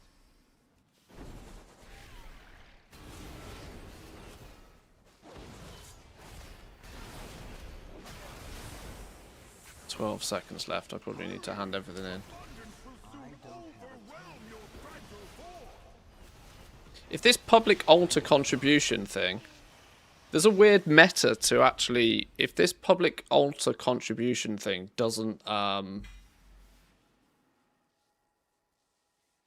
change between runs, there's a weird possibility of trying to time it so that you only use your dun-dun shards when you feel you will also be able to proc a bonus event.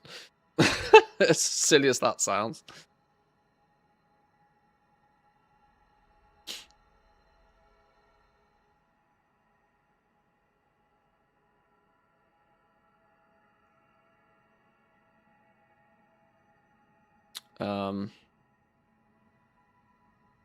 With the annual discount and promo code, otherwise £14 a month. Oh, I see. Oh, I see. Oh, it's like he's pushing the year promo code. I see. I understand. I deal in the most exotic goods. Right, what is this? Idol of Abundance. Blessings of You have Abundance. fine taste, Ashura. This idol proves the depth of your bond with abundance. Speak with Doug Gal at the Altar of Blessings in Armanzar to begin worship of Dundun. Okay. Let me go worship the Dundun. I want a Dundun mount, by the way.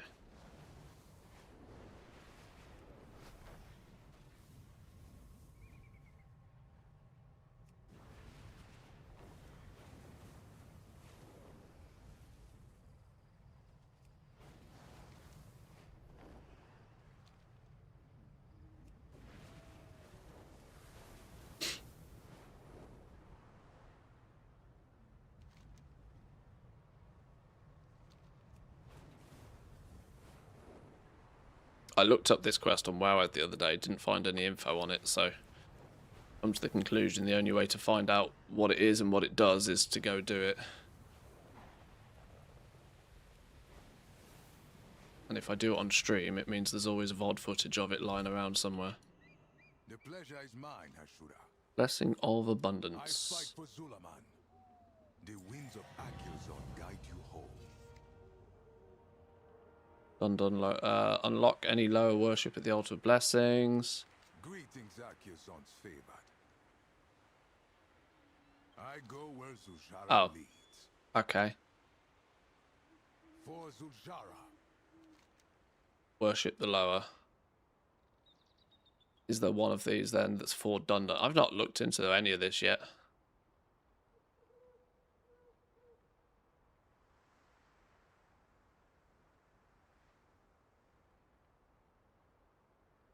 Dundun Lower of Abundance, rank 0. Maybe I need to do the intro quests for this. We fight for their money. All of them. Gain a blessing by choosing to combine the power of Diddler, Diddler, Diddler, or Diddler with that of any lesser lower that you formed a bond with. May you always find victory.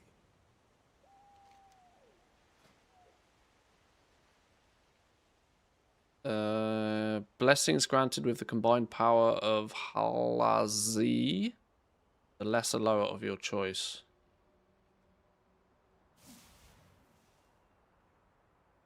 Of victory and Dun Dun. Won't let me select Dun Dun. You may use this altar to worship as often as you want. I fight for Zulaman. Greetings, Archion's favor.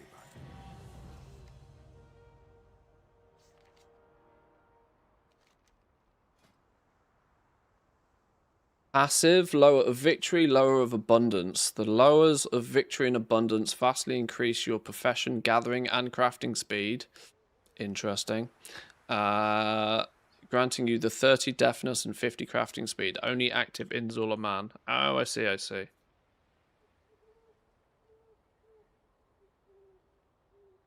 Get the victory one. Dun Dun is... Yeah, sure. Unlock. Go.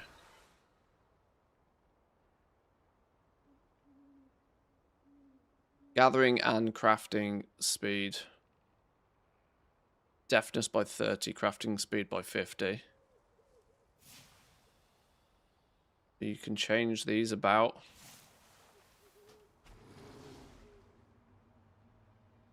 Uh, 15% chance to summon a visage of Dun Dun every time you successfully harvest using mining, herbalism, skinning, or fishing. Okay. What does the fire and Dun Dun do? Fire and Dun Dun. Increase your movement speed by 100% for 5 seconds whenever you gather a reagent via mining, herbalism, skinning, or fishing. Or we've got War and Dun Dun. Whenever you gather reagents via gathering professions, lowers of War and Abundance heal you by 15% and reduce the damage taken by 50% until you're damaged next. Oh, these are quite clever. I wonder what all the other ones do.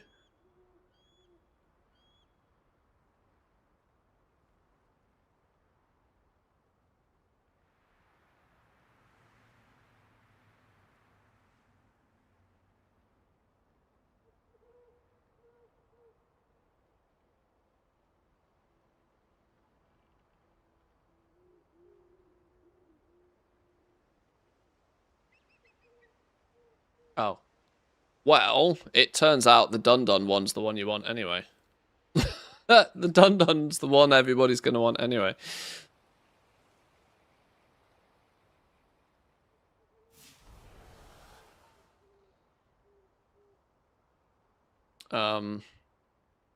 Deafness, yeah. You kind of want victory and Dun Dun by the looks of things. Movement speed by 20% at full health. Movement speed when in a hub. There's lots of different combinations. There's like 1, 2, 3, 4, 5, 6, 7, 8 times. There's 32 different combinations here by the looks of things.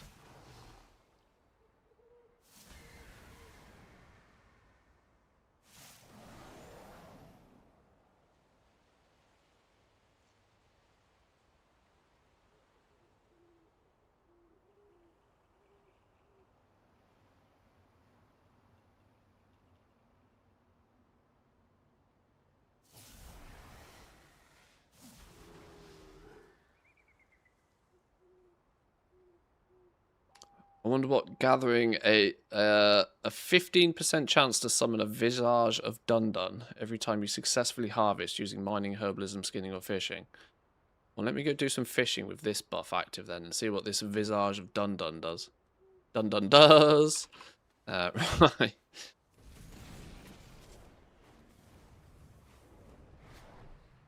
Oh shit, I bet I haven't learned fishing on this dude either, have I? Whoops. Christ. Well, it shouldn't matter. Water too shallow. You're too shallow.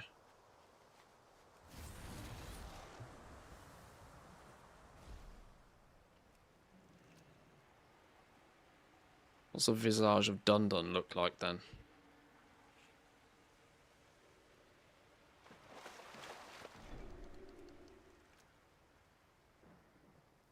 Let's make sweet, Oh, you've gained the profit midnight together. fishing skill.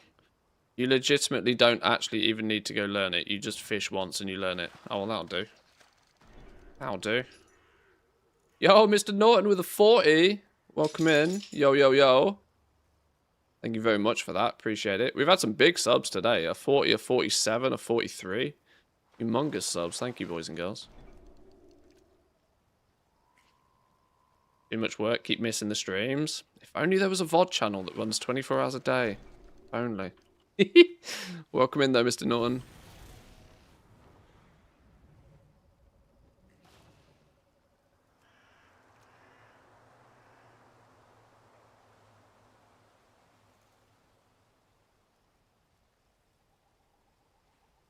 Hashtag ad.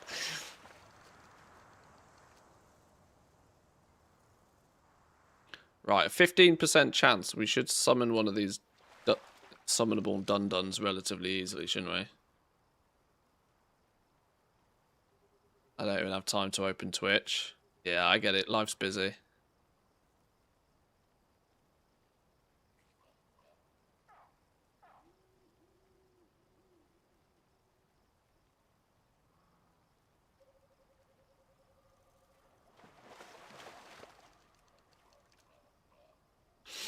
Started writing fan fiction on Ark Raiders for fun. You sound like you're really enjoying that game. I mean, a lot of people are. It sounds like an awful lot of people have started enjoying that game. A little bit of goop.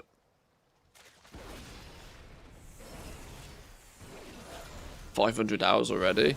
Jesus. That's why you don't have time. Trying to distract me with, oh, it's all, oh no, I'm busy with work. You're extracting goop all day. That's your problem.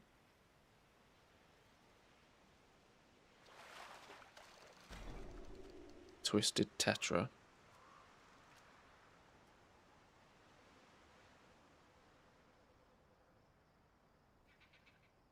Rookie numbers. Well, these,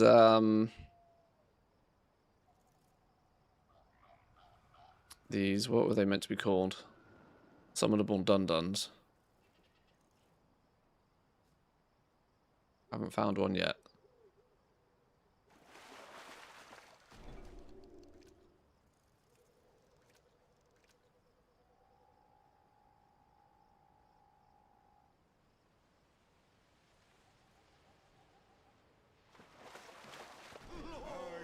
Oh. Here he is. Visage of Dundun. What do you do? Guide of the Harvest. Visage of Dundun grants you 15% movement speed and 15,000% additional visual appeal. Oh, okay. I need to target something first. 15,000% additional visual appeal. Lol.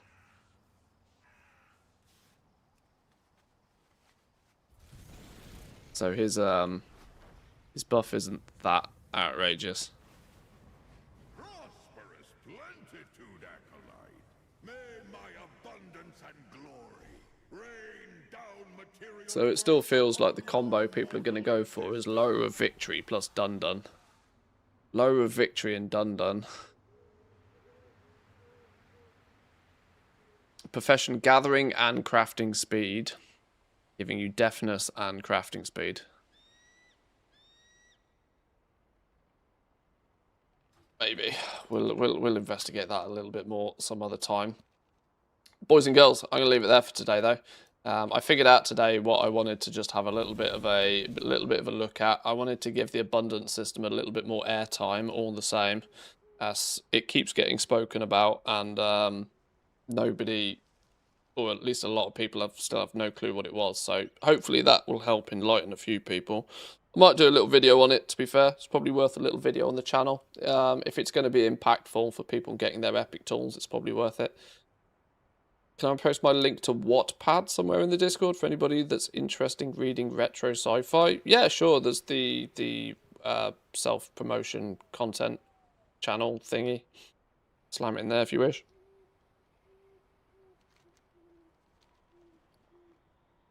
Right, let's haul my ass back to the main city and probably call it there for the week. I'm probably not going to be streaming over the weekend, simply because any spare bonus time I get at the moment needs to be like going into planning, you know, a few weeks down the line when Midnight launches, rather than bonus streams. There's going to be plenty of time for streaming when the game comes out.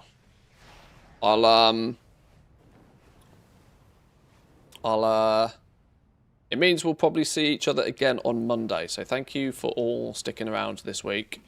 Have yourselves a wonderful weekend. If you're busy, enjoy it. If you're playing lots of video games, enjoy it. Yeah, next week will probably be pretty much of the same. We're going to start getting into like into the weeds a little bit with specific builds for specific professions. Starting to get some more sort of like deep dive testing stuff done. I'm not planning particularly specific things for specific days. We just chase the squirrels a little bit and see where it takes us. There's lots to figure out. There's lots to discover. So, you know, we'll go on the journey together. But thanks for joining. Come say hi on the Discord if you're not there already. Have a wonderful weekend. And I'll see you all on Monday. Peace.